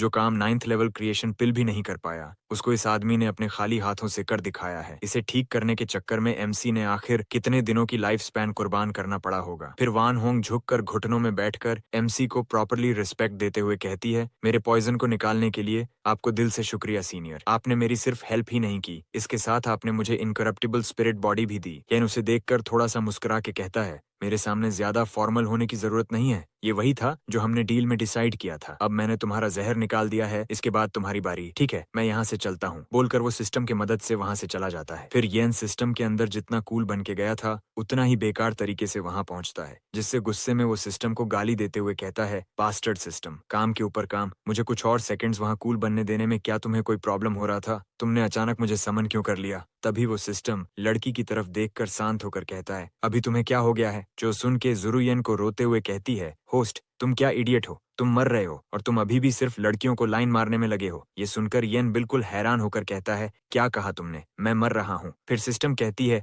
होस्ट, कोई बास्टर्ड तुम्हारे लाइफ स्पैन कोर के अंदर से लाइफ एनर्जी को कर्स की मदद से चुरा रहा है। ऐसा ही चलता रहा तो तुम जल्दी मर जाओगे। तभी येन सिस्टम नोटिफिकेशन देखता है, लाइफ एक्सपेक्टेंसी 730 दिन। स्पेल के अंडर 700 दिन, 660 दिन, 610 दिन करके येन का लाइफ स्पैन लगातार कम होने लगता है। येन ये देखकर शॉक होते हुए कहता है, ऐसा कैसे हो सकता है? इस कर्ज को किसने मेरे ऊपर लगाया है? इसी बीच ब्लैक विंड सेक्ट में शियोंगदा उसी आर्टिफैक्ट के मदद से सभी लोगों का लाइफ स्पैन निकालकर येन को कर्ज करने लगता है, जिससे देखकर वो बहुत खुश होकर हंसते हुए कहता है, हा हा हा, यन तुम अब धीरे धीरे मरने वाले हो और तुम्हें इसका कारण भी नहीं पता चलेगा। इसके लिए मैं सिर्फ एक बात बोलना चाहूंगा, इसे कोई एक 100 नंबर में कॉल करके अंदर डालो यार, खुला सांड की तरह घूम घूम के लोगों को मारता फिर रहा है। सिस्टम गुस्से में यान को कहती है, होस्ट यान, तुम कितने बड़े बेवकूफ हो। ये कर्ज तुम्हें उस आदमी ने किया है जिसे तुम कुछ टाइम पहले हराया था। अगर तुम एक मॉर्टल होते तो तुम अभी तक मर चुके होते। इतने टाइम से मैं तुम्हारा लाइफ स्पैन बढ़ाते हुए आई हूँ, उसका हिम्मत कैसे हुआ? इतने महीनों से मैंने जो लाइफ स्पैन तुमसे थोड़े थोड़े चुरा के इकट्ठा किया था उसको मुझसे छीनने का, इसलिए उसके टुकड़े टुकड़े कर देना चाहिए। सिस्टम लड़की की ऐसी बात सुनकर यान थोड़ा सा डर जाता है। फिर वो सिस्टम से कहता है, हे इसे छोड़ो, तुम मुझे अब बताओ मेरे पास करंटली कितनी लाइफ स्पैन बची है? सिस्टम उसका जवाब देते हुए कहती है, ये कर्ज तुम्हारी लाइफ स्पैन को 100 गुना तेजी से कंज्यूम कर रहा है। पहले तुम्हारे पास 2 साल का लाइफ स्पैन बचा था, अब तुम्हारे पास सिर्फ 1 हफ्ते का लाइफ स्पैन बचा हुआ है। 1 हफ्ता सुनकर यान शॉक होकर चिल्लाकर कहता है, क्या तुम सच बोल रही हो? मेरा पास सिर्फ 1 हफ्ते का लाइफ स्पैन बचा हुआ है? सिस्टम फिर उसे कहती है, बिल्कुल सही, तुम मरने वाले हो, जल्दी से कर्ज तोड़ने का कोई तरीका सोचो। इस बार मैं तुम्हारी इसमें मदद करूंगी, क्योंकि जो भी हो हम दोनों एक ही साइड पर हैं। इतना बोलकर सिस्टम यान को डायमेंशन के बाहर फेंक देती है, जिससे यान जाकर सीधे वान होंग के बाथरूम के अंदर गिरता है। उसी वक्त वान होंग बाथरूम के अंदर नहा रही होती है, जिस वजह से वो कुछ भी कपड़े पहन के नहीं हुई है, जो देखकर यान घबरा कर कहता है, अरे ज़रूर तुमने मुझे कहाँ गिरा दिया? अब वह सोच रहा होगा कि मैं उसे नहाते हुए यहाँ छुप छुप के देख रहा था। यान अचानक उसके बाथरूम में आता हुआ देख के वान होंग बहुत शर्मा जाती है। फिर भी वह खुद को कंट्रोल करके धीरे से कहती है, मास्टर, आप अभी तो यहाँ से चले गए थे, लेकिन इतना अचानक कैसे वापस आना हुआ? और दूसरी तरफ यान भी खुद को कंट्रोल करके उसके कंधे पर हाथ रखकर कहता है, वान होंग, अगर लॉन्जेविटी मेडिसिन का कोई न्यूज़ मिले तो सीधे साउथ सिटी के जोंग फार्मेसी में मुझे ढूंढते हुए आना। मुझे अभी अर्जेंटली किसी इंपॉर्टेंट मैटर को सेटल करने के लिए निकलना होगा। वान होंग भी सीरियस होकर कहती है, मास्टर, आप इस मैटर को मुझ पर निश्चिंत होकर छोड़ सकते हैं। वान होंग अपनी तरफ से पूरी कोशिश करेगी, आपके लिए लॉन्जेविटी मेडिसिन जरूर ढूंढ कर लाएगी। यान थोड़ा सा रिलैक्स होकर अपनी पावर यूज करके वहाँ से जाते हुए कहता है, तुम उस बारे में सब कुछ संभाल लोगी तो मैं तुरंत यहाँ से काम के लिए निकलता हूँ। वान होंग अपने बदन को कपड़े की मदद से छुपाते हुए कहती है, ठीक है यंग मास्टर, मैं आपको निराश नहीं करूंगी। सीन बदलकर ब्लैक विंड विलेज के ऊपर आ जाता है। गांव के बीचों बीच कुछ लोग जोर शोर से रिचुअल्स कर रहे हैं। उनकी हरकतें सिर्फ यान की लाइफ स्पैन छीनने और उस पर कर्सेस लगाने के लिए हैं। ये सैक्रिफाइस रिचुअल इतना पावरफुल है कि पहले से ही कई लोग इसकी वजह से मर चुके हैं। रिचुअल की एनर्जी इतनी अधिक जमा हो जाती है कि आसमान में धीरे धीरे एक आर्टिफिशियल ड्रैगन का रूप बन जाता है, और यह सब शियोंगदा अपने थ्रोन पर बैठकर सन्नाटे में देख रहा होता है। वह हंसते हुए कहता है, हाँ, मेरा लक बहुत अच्छा था, इसलिए मेरा क्लोन जब उस आदमी के साथ फाइट कर रहा था उस वक्त उसके सोल में मेरे क्लोन ने एक मार्क छोड़ दिया था। इस वजह से सब कुछ इतना स्मूथली हो रहा है। अगर वह एक युआनिंग ट्रू पर्सन होता या एक हेवनली गॉड का रिइंकार्नेशन, तब भी कुछ नहीं बदलता। किसी के ऊपर अगर ये कर्स ऑफ द हेवंस एक बार लग गया तो वह साक्ष्य मौत का इंतजार करने के अलावा कुछ भी नहीं कर सकता। इतने में कर्स देने वाले आर्टिफैक्ट के पास एक पोर्टल खुलने लगता है, जिसके अंदर से एक हाथ निकलकर आकर कर्स लगाने वाला आर्टिफैक्ट को पकड़ के मुट्ठी बंद करके आसानी से उसे तोड़ देता है और कहता है, क्या सच में तुम्हें लगा था तुम इस जैसे कमजोर खिलौने का इस्तेमाल करके मुझे मार पाओगे? फिर हम देखते हैं वह कोई और नहीं यान होता है, जो फिर कहता है, तुम वहां से भाग गए थे इसलिए मैंने उस बार तुम्हें छोड़ दिया था, लेकिन इस बार मैं दोबारा वैसी गलती नहीं करूंगा। जब तुम पहली बार मेरे सामने से भाग गए थे, इसके बाद तुम्हें खुद को बचाने के लिए बहुत दूर जाकर कोई अलग काम करना चाहिए था, लेकिन तुमको चूल मचा और तुम यह सब करके अपनी खुद की मौत को इतना दूर से बुला लाए हो। यान को देखकर शियोंगडा हैरान होकर चिल्लाकर कहता है, ऐसा हो नहीं सकता, तुमने इसे डिटेक्ट कैसे कर लिया? यह तो एम्परर के इमॉर्टल ईरा का एक डिवाइन ऑब्जेक्ट था। यान उसके सामने अपना ऑरा रिलीज करते हुए कहता है, तुम क्या बकवास बात कर रहे हो? मेरे सामने ऐसा कमजोर आर्टिफैक्ट का कोई भी औकात नहीं है। फिर हम कुछ समय पहले का एक सीन देखते हैं जहां सिस्टम लड़की जुरू सिस्टम नोटिफिकेशन चेक करते हुए यान से कहती है, एक ही सांस में तुमने अपना आधा लाइफ स्पैन कंज्यूम कर लिया, क्या तुम ठीक हो? यान पागल तरीके से हंसते हुए कहता है, लाइफ स्पैन की चिंता करने के बजाय मैं ज्यादा इस बात पर परेशान हूँ, आखिर मैं उसे कैसे तड़पा के मारूंगा। इसका मतलब यान शियोंगदा का लोकेशन पता करने के लिए अपना बहुत सारा लाइफ स्पैन। ठीक है, तो इस बार मैं तुम्हारी हेल्प करूंगी। जो भी हो, आखिर हम आपस में एक पार्टनर्स हैं। फिर प्रेजेंट में सिस्टम अपनी पावर यान को देने लगती है, जिससे यान की पावर पहले से बहुत ज्यादा इंक्रीज हो जाती है। उसकी मदद से यान और सिस्टम लड़की एक साथ काफी सारे स्पिरिचुअल हाथ बनाकर शोंगडा पर अटैक करते हैं। इस बार वह यान की पावर के सामने कुछ भी नहीं कर पाता, इसलिए वह चिल्लाकर कहता है, आखिर ये पॉसिबल कैसे हो सकता है? तुम्हें देखकर साफ साफ पता चल रहा है कि तुम अभी भी कर्स्ड हो। यान उसकी बात बीच में ही काटकर अपनी पावर का इस्तेमाल करके एक ब्लैक होल टाइप का अटैक क्रिएट कर लेता है। इस अटैक के पावर की वजह से शोंगडा का एक साथी उसके अंदर खींचा चला जाता है और दूसरी तरफ शोंगडा खुद को बचाने के लिए अपनी पूरी ताकत लगाकर एक पत्थर को पकड़ के रखता है। लेकिन अब यान की पावर इतनी ज्यादा होता है कि शोंगडा को ब्लैक होल उसे पत्थर के सामेट अपने अंदर खींच लेता है। इसके बावजूद शोंगडा हार न मान के उस ब्लैक होल से बाहर आने के लिए अपनी पूरी कोशिश करता है, लेकिन उसी बीच यान उसे एक मामूली सा पंच मारकर उसे ब्लैक होल के अंदर डाल देता है और कहता है, तुम इतना इनोसेंट दिखने का प्रिटेंड करना बंद कर दो। इतने सारे इनोसेंट लोगों को मारने के बाद तुम अब मेरे सामने नौटंकी कर रहे हो। यान का मुक्का खाकर शोंगडा ब्लैक होल के अंदर जाते हुए गुस्से में चिल्लाकर कहता है, ये कैसे मुमकिन हो सकता है? मेरे जैसा कोई इतना पावरफुल इंसान एक बच्चे के हाथों से मरा जाएगा? यान ब्लैक होल को वर्ल्ड के बाहर भेजकर फोड़ देता है और इसके साथ शोंगडा का स्वाहा हो जाता है। सेक्ट लीडर का खेल खत्म करने के बाद यान आराम से उस डिस्ट्रक्शन के बीच कुछ टाइम तक वहां ऐसे ही खड़ा रहता है। तभी अचानक यान गुस्से में शोंगडा को मिडिल फिंगर दिखाकर गाली देते हुए कहता है, मेरे खिलाफ साजिश करने का साफ साफ मतलब होता है खुद की मौत को बुलावा देना। इसी बीच सिस्टम बाहर आकर गुस्से में कहती है, होस्ट तुम बहुत जल्दी सेलिब्रेट कर रहे हो, तुम्हारा लाइफ स्पैन अभी भी कंज्यूम हो रहा है। लीडर के मरने के बाद भी लाइफ स्पैन कंज्यूम होने की स्पीड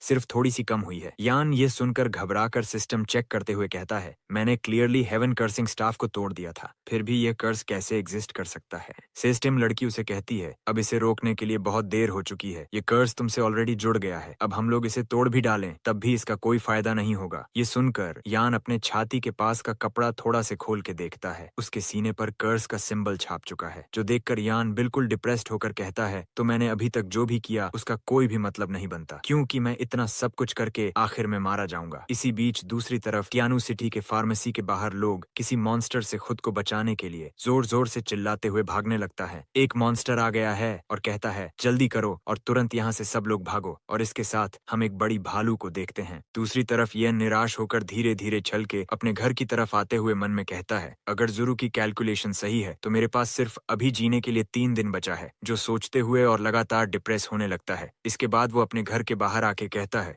लिंगर, मैं घर वापस आ चुका हूँ। तभी उसका ध्यान जाता है लिंगर के ऊपर कोई मॉन्स्टर अटैक कर रहा है, जो देख के यन उसके लिए परेशान होते हुए हड़बड़ी में चिल्ला के कहता है, लिंगर जरा ध्यान से, तुम्हारे ऊपर मॉन्स्टर अटैक कर रहा है। लेकिन ध्यान से देखने पर उससे समझ आता है कि लिंगर उस बेयर मॉन्स्टर के साथ सिर्फ मजे से खेल रही है। तभी लिंगर पीछे मुड़ के येन को देखकर कहती है, बड़े भाई येन, क्या आप वापस आ चुके हैं? बोल के वो येन की तरफ दौड़ते हुए जाकर उसे गले लगा लेती है। फिर लिंगर उस बेयर को येन के साथ इंट्रोड्यूस करते हुए कहती है, ये छोटे बेर का नाम लिटिल कॉटन है, लिंगर का दोस्त एक भालू है। ये सुन के यन थोड़ा सरप्राइज हो जाता है। इसके बाद लिंगर इस भालू से मिलने का स्टोरी एमसी को बताने लगती है। लिटिल कॉटन मेरा बचपन का कंपेनियन पेट पार्टनर था, तब वो छोटा सा था, इसलिए वो हमेशा मेरे पास ही रहता था। लेकिन एक दिन ब्लैकविंड विलेज के लोग ने हमारे विलेज के ऊपर अटैक कर दिया। इस अचानक अटैक से मेरे दोनों पेरेंट्स एक साथ मारे गए और इसके बाद मुझे भी स्लेव ट्रेडर के द्वारा पकड़ लिया गया। इस वजह से मैं और लिटिल कॉटन अलग हो गए थे। इतना बोल के वो रोते हुए कहती है, मेरे पेरेंट्स को मारने के लिए और लिटिल कॉटन को मुझसे अलग करने के लिए मैं बड़ा होकर एक दिन ब्लैकविंड विलेज से अपना बदला जरूर लूंगी। लिंगर की बातों को सुन के येन उसके सिर के ऊपर हाथ रख के कहता है, तुम्हें इसके बारे में सोच के इतना सैड नहीं होना चाहिए, क्योंकि ब्लैकविंड विलेज अब इस दुनिया में मौजूद नहीं है। जिन लोगों ने तुम्हें दर्द दिया था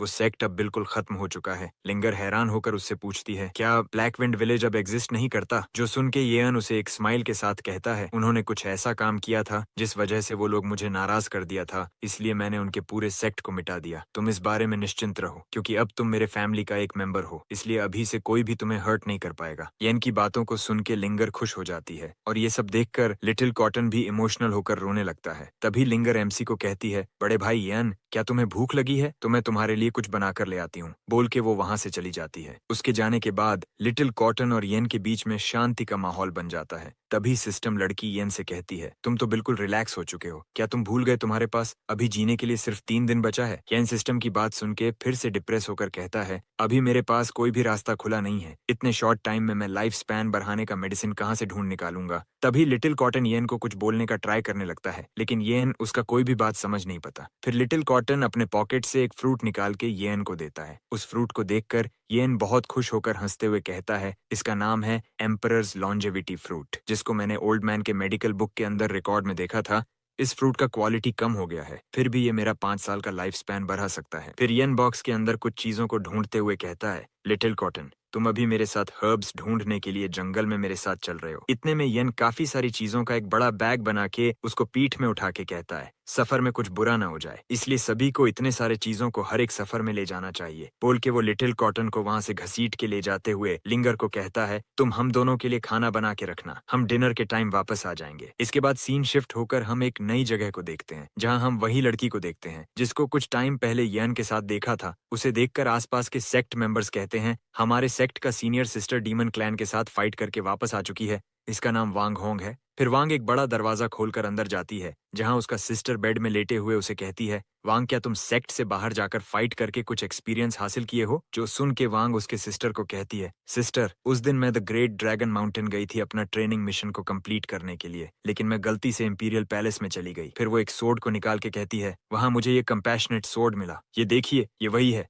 उस सोर्ड को देखकर उसका सिस्टर पहले बहुत शॉक्ड हो जाती है, फिर तुरंत वांग के पास से सोर्ड को लेते हुए कहती है, वांग तुम मेरे साथ चलो। बोल के वो सोर्ड की मदद से वहां का स्पेस को कट करके उसे एक अलग जगह पे ले जाकर कहती है, इस मामले को हम हल्के में नहीं ले सकते, तुम मुझे शुरू से डिटेल्स में सब बताओ। जो सुन के वांग अपनी कहानी उसे बताना शुरू करती है। इस सोर्ड को ऑब्टेन करने के बाद मेरे ऊपर क्रॉप्स सेक्ट का एक मेंबर जिसका नाम स्टोन ड्रैगन था, वो क्रॉप्स फायर से मेरे ऊपर अटैक कर दिया था, जिससे मैं बस मरने ही वाली थी। लेकिन इतने में कहां से एक मिस्टीरियस सीनियर आके सिर्फ एक अटैक करके उसे 2 हिस्सों में बांट देता है और मुझे भी उस फायर से सेव कर लेता है। मुझे बचाने के बाद मैंने उस सीनियर को कंपैशनेट सोर्ड गिफ्ट करना चाहा, लेकिन उसने तुरंत इस गिफ्ट को लेने से मना कर दिया और वो मेरे पास से लाइफ स्पैन बढ़ाने वाली मेथड और पिल्स के बारे में पूछना शुरू कर दिया था। जो सुन के उसका सिस्टर कहती है, यह एक एंशिएंट इंपीरियल आर्टिफैक्ट है, जिसे देखना भी बहुत सारे लोगों का सपना ही रह जाता है, लेकिन उस सीनियर ने इस सोर्ड को लेने से तुरंत मना कर दिया। इसके बाद वांग कहती है, सिस्टर मैं तुमसे झूठ नहीं बोल रही हूँ, उस मिस्टीरियस एक्सपर्ट की ताकत बिल्कुल अनमेजरेबल थी। उस सीनियर ने अपने एक नॉर्मल कुल्हाड़ी की मदद से पूरे माउंटेन को 2 हिस्सों में बांट दिया था। उसने जाने से पहले धीरे से कहा था, वो लॉन्जेविटी पिल्स को ढूंढने के लिए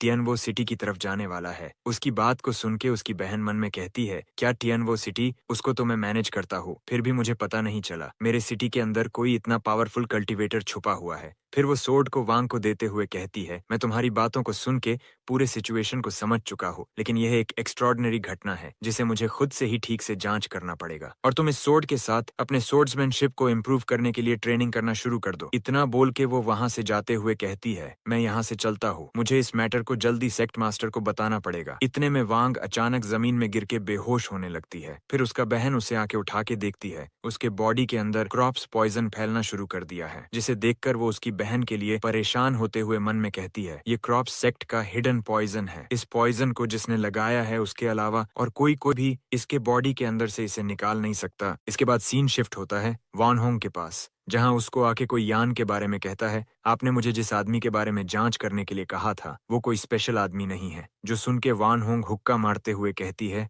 मैंने कभी नहीं सोचा था यंग मास्टर के जैसा कोई एक्स्ट्रा ऑर्डिनरी कल्टीवेटर हमारे टियनवू सिटी के अंदर इतने टाइम से छुपा हुआ था। अगर वो खुद से अपना पावर सभी को न दिखाता तो मेरे जैसा कोई कल्टीवेटर भी उसको हमेशा एक ऑर्डिनरी मॉर्टल समझता। तभी उसका नेकलेस अचानक ग्लो करने लगता है, जिसके अंदर से एक टैलिस्मैन बाहर आता है, जिसको देखकर वो गुस्से में कहती है, तुमको क्या लगता है जब मन होगा तब तुम दोनों मेरे पवेलियन को छोड़ के जा सकते हो? मैं अभी भी इस पवेलियन की मास्टर हूँ, मेरे रहते हुए कोई मेरे ऑर्डर को माना कर नहीं सकता। इतने में एक एल्डर उस टैलिस्मैन को देखकर हैरान होते हुए कहता है, आप उसे लाइफ स्पैन बढ़ाने वाला गिनसेंग खोज रही हो, लेकिन शायद आपको पता होगा उस मिलेनियम गिनसेंग को ढूंढने की वजह से हमें अपना पवेलियन छोड़ना पड़ सकता है। जो सुन के वान होंग बिल्कुल हैरान होकर कहती है, एल्डर मास्टर आप ये क्या बोल रहे हो? सीनियर यान ने मुश्किल समय पर हमारा मदद किया है, इसीलिए हमें कुछ भी करके उनके लिए इस मिलेनियम गिनसेंग को ढूंढना पड़ेगा। फिर वो एल्डर हमें उस गिनसेंग के बारे में बताता है। वो millennium ginseng spirit herb imperial seal के अंदर से बाहर निकल के काफी सारे प्रिंस और प्रिंसेस के नजरों के सामने से गायब होकर भाग निकला और अभी वो द ग्रेट ड्रैगन माउंटेन के अंदर छुपा हुआ है। जो सुन के वान होंग कुछ सोचते हुए कहती है, ये एक ऐसा हर्ब है जिसका मदद से किसी का भी लाइफ स्पैन बहुत तेजी से बढ़ाया जा सकता है। आपने पहले भी मुझे इसे ढूंढने के लिए कहा था, लेकिन इस बार मुझे इसे यंग मास्टर यान के लिए ढूंढना पड़ेगा। इतना बोल के वो कहती है, युएन बाओ, तुम कहाँ हो? यहाँ जल्दी आओ, हम द ग्रेट ड्रैगन माउंटेन की ओर निकलने वाले हैं। उसके बात को सुन के पीछे से एक चूहा पैसे की ढेर से चिल्लाते हुए बाहर आकर वान होंग के हाथों के ऊपर जाकर बैठ जाता है। इसके बाद वान होंग उस चूहा को लेकर वहां से जाते हुए बाकी पवेलियन मेंबर्स से कहती है, मैं पवेलियन छोड़ के कुछ टाइम के लिए बाहर जा रही हूँ, इसलिए तुम लोग इस पवेलियन का ध्यान रखना। और दूसरी तरफ हम यान को देखते हैं जो हर्ब ढूंढने के लिए आया था, लेकिन वो और लिटिल कॉटन पेड़ के नीचे लेट के मजे से फल खाने के बाद कहता है, ऐसे धूप में पेड़ के छांव में बैठकर मीठे फल को खाना सच में बहुत मजेदार लगता है। जो सुन के पीछे से लिटिल कॉटन एक डाकर छोड़ के उसे हाँ कहता है। फिर वो सिस्टम नोटिफिकेशन चेक करते हुए मुस्कुरा के कहता है, लिटिल कॉटन की मदद से मैंने फाइनली अपने 3 साल का लाइफ स्पैन बढ़ाने में कामयाब हुआ। फिर वो और एक ताज़ा सेब को बाहर निकाल के कहता है, यहाँ पे आने के बाद मैंने बहुत सारे फल खा चुका हूँ, इसलिए मेरे पास अभी सिर्फ एक फल बचा है। लेकिन तभी अचानक कहाँ से वान होंग की छोटी सी चूहा आके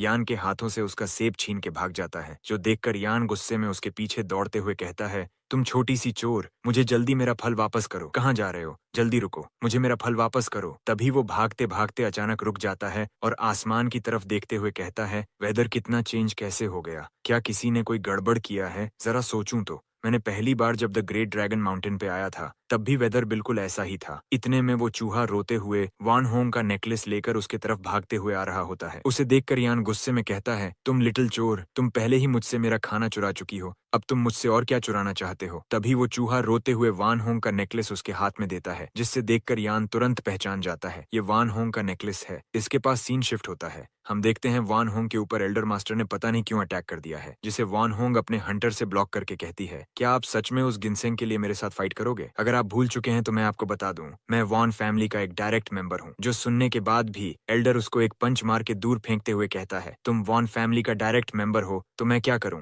अगर मैं तुम्हें यहाँ पर मार डालूं और तुम्हारा मौत का इल्जाम किसी और पर लगा दूं तो मैं आसानी से इस गिनसेंग को हासिल कर सकता हूँ। उसका एक मुक्का खा के वान होंग बिल्कुल रॉकेट की तरह जाकर जमीन पे क्रैश करती है। फिर वहां वो एल्डर आके वान होंग के फेस के ऊपर पैर रख के हंसते हुए कहता है, तुम्हारे जैसा एक कमजोर औरत जो कुछ समय से खुद को इतना महान समझ रहा था, जिस वजह से मुझे हमेशा तुम्हारी ऊपर बहुत गुस्सा आता था, और उसके ऊपर से तुम खुद को वान बाओ पवेलियन का मास्टर बताती हो, ये सुन के मुझे और भी ज्यादा गुस्सा आता है। एक बार मुझे तुम्हारे पास से वो गिनसेंग मिल जाने दो, उसके बाद मैं ठीक करूंगा तुम्हें कैसा मौत देना है। इतना बोल के वो वान होंग के नेकलेस छीनने के लिए अपना हाथ बढ़ाता है, लेकिन वो ये देखकर हैरान हो जाता है कि वान होंग के पास उसका नेकलेस नहीं है। ये देखकर वो गुस्से में कहता है, तुम खटिया सी औरत, तुम फिर से मुझे कोई ट्रिक में फंसा दिया। उसको परेशानी में देखकर वान होंग उसको चिढ़ाने के लिए हंसते हुए कहती है, आपको क्या लगता है सिर्फ आप ही किसी को धोखा दे सकते हो, मैं नहीं दे सकती। आप मुझसे सपने में भी गिनसेंग नहीं ले पाओगे, क्योंकि वो हर्ब ऑलरेडी अपने सही ओनर के पास चला गया है। इसका मतलब वो हर्ब उस नेकलेस के अंदर है जिसे वो चूहा ने यान को दिया था। जो सुन के एल्डर गुस्से में अपने सोर्ड से वान होंग को मारने के लिए अटैक करते हुए कहता है, तुम्हारा हिम्मत कैसे हुआ मेरे साथ ऐसा घटिया मजाक करने का? इसके बाद तुम हेल में जाकर ऐसे सभी के साथ मजाक करना। तभी वहां स्पेस तोड़ के यान का एंट्री होता है। वो वहां आके उस अटैक को आसानी से अपने एक हाथ की मदद से बड़ी स्टाइल से ब्लॉक कर लेता है। फिर उस एल्डर को एक तगड़ा पंच मार के दूर उड़ा देता है। यान को देखकर वान होंग खुश होकर हंसते हुए कहती है, मैंने बिल्कुल नहीं सोचा था आप अपने इंपॉर्टेंट काम को छोड़ के मुझे बचाने के लिए आओगे। फिर यान उसको वो रोता हुआ चूहा दिखाकर कहता है, थैंक्स कहना चाहते हो तो इस खजाने बोलाने वाला चूहे को बोलो, इसके मदद की वजह से मैं तुम्हें इतना जल्दी ढूंढने में कामयाब हो पाया। फिर यान मन में कहता है, लेकिन ये अच्छा होगा, मैंने उससे कैसे ढूंढा इसके बारे में वो मुझसे कोई डिटेल्स नहीं पूछा, क्योंकि मैंने वान होंग को ढूंढने में अपने काफी सारे दिनों की लाइफ स्पैन को बर्बाद कर चुका हूँ। इसके बाद वान होंग उस नेकलेस के अंदर से लाइफ स्पैन बढ़ाने वाला गिनसेंग निकालते हुए कहता है, यंग मास्टर, ये रहा वो लाइफ स्पैन बढ़ाने वाला आइटम जिसके बारे में आप कुछ टाइम पहले मुझे बताए थे। गिनसेंग को देखकर यान खुश होकर उस हर्ब को पकड़ के उसे कहता है, वान होंग, तुम सच में बहुत अच्छा काम किया, इसके बाद से तुम इस घटिया आदमी को मेरे ऊपर छोड़ सकती हो। तभी यान और वान होंग के ऊपर अचानक कोई स्नीक अटैक करता है, जिसे बड़ी आसानी से दोनों ही साइड हट के डॉज कर लेते हैं। फिर वहां आसमान में उड़ते हुए एल्डर आके कहता है, तुम वो दो कीड़े हो जो मुझे गोल्डन एलिक्सिर पानी से बार बार रोक रहे हो। इतने में वान होंग यान के लिए परेशान होते हुए कहता है, यंग मास्टर, वो एल्डर का कल्टीवेशन लेवल गोल्डन कोर है, इसलिए आपको उसके साथ संभल के फाइट करना पड़ेगा। जो सुन के यान पीछे मुड़ के उसे मुस्कुराते हुए कहता है, अब मैं जब यहाँ आ चुका हूँ तो वान होंग, क्या तुम अपना रिवेंज नहीं लेना चाहोगी? यान का बात सुन के वान होंग बिल्कुल हैरान होकर कहती है, क्या आप मेरे बारे में बात कर रहे हो? मेरा cultivation level late foundation establishment है और एल्डर का गोल्डन कोर, इसलिए मुझे नहीं लगता मैं अपना पूरा जोर लगाने के बाद भी एल्डर को कुछ कर पाऊंगी। तभी यान उसके अंदर अपना कल्टीवेशन पावर डालते हुए कहता है, इससे फर्क नहीं पड़ता तुम कितना कमजोर हो, लेकिन हमेशा तुम्हें सभी से ऊपर आने के लिए ट्राई करना चाहिए। फिर वान होंग यान का कल्टीवेशन पावर को महसूस करके हैरान होकर कहती है, सीनियर के हेल्प की वजह से मेरा कल्टीवेशन लेवल लगातार बढ़ ही रहा है। अभी मैं अपने बॉडी के अंदर लगभग गोल्डन कोर कल्टीवेशन लेवल का पावर महसूस कर पा रही हूँ। इसी बीच एल्डर उन दोनों के ऊपर अटैक करने के लिए आते हुए हंसते हुए कहता है, तुम छोटे छोटे कीड़े मकड़ो जल्दी मेरे हाथों से मर जाओ। फिर हम देखते हैं यान और वान होंग भी एल्डर से फाइट करने के लिए बिल्कुल रेडी हो जाता है। पहले मैं तुम्हें थोड़ा सा बता देता हूँ, वान होंग के साथ एक बूढ़े एल्डर फाइट कर रहा था और उसे फाइट करता हुआ एक और एल्डर देख रहा था। तुम भूले नहीं तो मैं बता देता हूँ। शियोन ने पहले कहा था वान होंग के पवेलियन को प्रोटेक्ट करने के लिए दो बूढ़े हमेशा गार्ड करने के लिए रहते हैं, लेकिन वो अभी इमोर्टैलिटी को हासिल करने के लिए सेकुलेशन में चला गया था। ये वही दोनों एल्डर हैं। तुम लोग मेरे बात समझ चुके हो तो मैं कहानी को आगे बढ़ाता हूँ। इसके बाद वान होंग एल्डर को अटैक करने के लिए आता हुआ देखकर वो साइड में येन की तरफ देखता है और येन भी उसके तरफ देखता है। फिर दोनों एक साथ एल्डर को मुक्के से बजा देता है। पंच खाने के बाद एल्डर अपना सूजा हुआ गाल पकड़ के कहता है, मेरे फादर ने भी मेरे ऊपर कभी भी हाथ नहीं उठाया, लेकिन तुम्हारा हिम्मत कैसे हुआ मेरे ऊपर अटैक करने का। जो सुन के वान होंग और येन उसके सामने आके अपना ऑरा रिलीज करते हुए कहता है,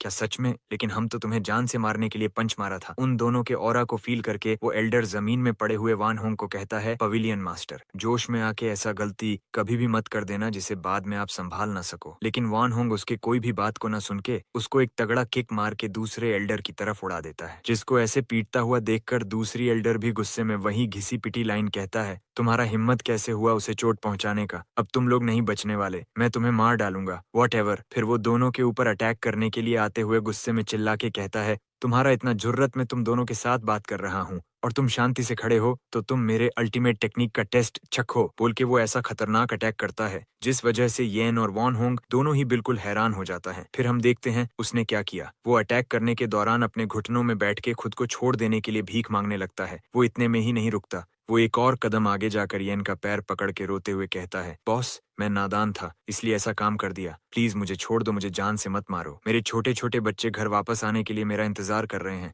और मैंने बहुत सालों से इस 10,000 पवेलियन को प्रोटेक्ट करते हुए आया हूँ, इसलिए मैं एक बार तो माफी डिजर्व करता हूँ। मैं वादा करता हूँ मैं इसके बाद से कभी भी ऐसा गलती नहीं करूंगा। उसको रोते हुए देखकर येन कार्टून सा फेस बना के वान होंग को कहता है, वान होंग, तुम्हारे पवेलियन का एल्डर फाइट में हारने के बाद क्या ऐसा करता है? क्या तुम इसे माफ करना चाहते हो? तुम जैसा कहोगे मैं वैसा ही करूंगा। तुम इसे मारने के लिए बोलोगे तो मैं इसे मार डालूंगा और छोड़ने के बोलोगे तो मैं इसे छोड़ दूंगा। जो सुन के वान होंग इस एल्डर को कहती है, फर्स्ट एल्डर, आप बहुत समय से हमारे पवेलियन को प्रोटेक्ट करते हुए आए हो। मैं जानना नहीं चाहती आप क्यों एक जिनसेंग की वजह से हमारे पवेलियन को धोखा दे दिया। मैं ये सब भूल जाऊंगी। अगर आप दोबारा ईमानदारी से यंग मास्टर और 10,000 पवेलियन का हर एक बात मानकर चलेंगे तो मैं आपके इस बिहेवियर को नजरअंदाज कर सकता हूँ, नहीं तो यहाँ मरने के लिए तैयार हो जाओ। बात पूरा होने से पहले फर्स्ट एल्डर वॉन होंग को ग्रीटिंग्स करते हुए कहता है, जैसा आप कहेंगे पवेलियन मास्टर। इसके बाद से मैं पूरे ईमानदारी से पवेलियन और यंग मास्टर का ध्यान रखूंगा। इसके कुछ टाइम बाद वो दोनों वहां से जाने लगता है। उनको जाते हुए देखकर एल्डर पीछे से मन में कहता है, मैं तो सोच भी नहीं सकता कोई खड़े खड़े किसी का कल्टीवेशन इतना ज्यादा बढ़ा कैसे सकता है। ऐसा चलता रहा तो वो दिन दूर नहीं जिस दिन 10,000 पवेलियन का लीडरशिप चेंज होगा। फिर येन आगे जाते हुए अचानक रुक के पीछे मुड़ के वान होंग को कहता है, पवेलियन मास्टर, वान होंग, क्या आप ठीक हो? क्या फाइट की वजह से आपको कोई इंटरनल चोट तो नहीं लगी? जो सुन के वान होंग कहती है, यंग मास्टर, आपका शुक्रिया फिर से मुझे बचाने के लिए। मैं वो हूँ जो आपको प्रॉमिस किया था लाइफ स्पैन इंक्रीज करने वाला मेडिसिन ढूंढ के देने का, लेकिन इसमें भी आखिर में आपको मेरी मदद करना पड़ा। इतना बोल के वो रोते हुए कहती है, मैंने आपसे सिर्फ एक प्रॉमिस किया था, वो भी मैं ठीक से पूरा कर नहीं पाया। तभी येन उसके कंधे में हाथ रख के उसे कहता है, पवेलियन मास्टर वान होंग, ये सच है कि मैं फाइट करने में बहुत ज्यादा अच्छा हूँ, लेकिन जानकारी जुटाने में तुम्हारा कोई जवाब नहीं, इसलिए मैं इस मैटर को तुम्हारे ऊपर छोड़ सकता हूँ। क्या अब तुम्हें अच्छा महसूस हो रहा है? तुम अपनी कैपेबिलिटी को इतना छोटा मत आंको। अगर एक बार तुम अपनी कैपेबिलिटी को ठीक से पहचान गए तो तुम बाद में ऐसे काम कर दिखाओगी जिसको करने के बारे में मैं कभी भी सोच नहीं सकता। जो सुन के वॉन होंग ब्लश करते हुए कहती है, यंग मास्टर, आप सच में बहुत काइंड और अच्छे इंसान हो। तभी येन को सिस्टम अपने स्पेस में बुला के कहती है, होस्ट, तुम सच में बहुत अच्छा हार्ट टचिंग स्पीच बोला है, लेकिन क्या तुम सच में भूल चुके हो? बोल के सिस्टम लड़की येन के गले के ऊपर लाइफ स्पैन निकालने वाला रीपर रख देता है, जिसे देखकर पहले तो येन बहुत डर जाता है, फिर वो गुस्से में कहता है, तुम मेरे इतनी अच्छे पंच लाइन के बीच कब टोकना बंद करोगी? मैं उसे हमारे साथ लाना चाहता था और तुमने मेरा सारा मेहनत पानी में फेर दिया। जो सुन के सिस्टम लड़की कहती है, क्या तुम खुद ही जीने के लिए, अपना लाइफ स्पैन बढ़ाने के लिए बेताब नहीं थे? ऐसा क्यों होता है?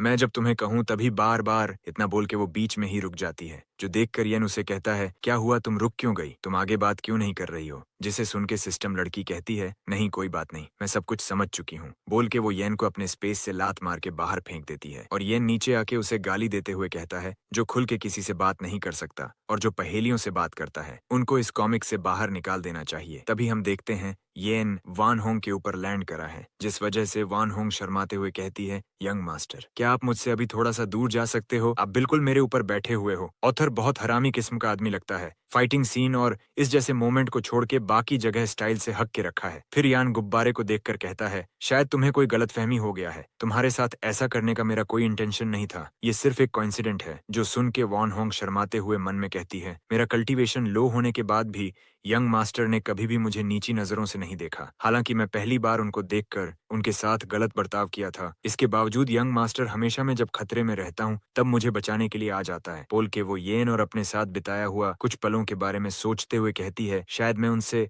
इतना बोल के वो रुक जाती है। हम लोग समझ चुके हैं, बताने की जरूरत नहीं पड़ेगा, भाभी मिल चुकी है। फिर वो लड़खड़ाते हुए उठते हुए कहती है, यंग मास्टर मैं। जो सुन के येन घबराते हुए कहता है, हाँ हाँ पवेलियन मास्टर, क्या हुआ, क्या आप ठीक तो हो? फिर वो वहां से जाते हुए कहता है, मैं यहाँ से चलता हूँ, अगली बार मिलते हैं, गुड बाय यंग मास्टर। उसको ऐसे लड़खड़ाते हुए जाते हुए देखकर येन बिल्कुल हैरान होकर कहता है, आखिर पवेलियन मास्टर कहाँ जा रहा है? लगता है उनको कोई इंपॉर्टेंट काम याद आ गया होगा। और दूसरी तरफ वान होंग जाते हुए मन में कहती है, मैं उनके जैसे एक्स्ट्रॉर्डिनरी इंसान के बारे में ऐसा कैसे सोच सकता हूँ? मुझे पता है उनके जैसा इतना कमाल का कल्टीवेटर मेरे जैसा कमजोर औरत को कभी भी एक्सेप्ट नहीं करेगा। इसके बाद सीन शिफ्ट होता है येन के सिटी में, जिसका नाम बदलकर हेवनली मार्शल सिटी कर दिया है। वहाँ येन के साथ डीमन एल्डर के फाइट की वजह से जो तबाही हुआ था उसको रिपेयर करने के लिए एक आदमी ईंटें लेके आके उसके सामने के एक आदमी को कहता है, बहुत अच्छा हुआ कि सिटी लॉर्ड अभी हमारे सिटी के अंदर वापस आ चुका है और उसने हमारे हेल्प के लिए बहुत सारे कल्टीवेटर को सिटी गार्ड करने के लिए लगा दिया है। मैं आप सभी को बता दूं, इस सिटी का सिटी लॉर्ड वैंग का सिस्टर है। फिर उसके बात को सुन के सामने वाला आदमी उसे कहता है, तुमने बिल्कुल ठीक कहा, अगर सिटी लॉर्ड ऐसा न करता तो हमें सिटी रिपेयर करने में और भी ज्यादा समय लग जाता। इतना बोल के वो उससे पूछता है, तुम्हें क्या लगता है, क्या सिटी लॉर्ड ने उस डीमन को मारा था? जो सुन के कोई कहता है,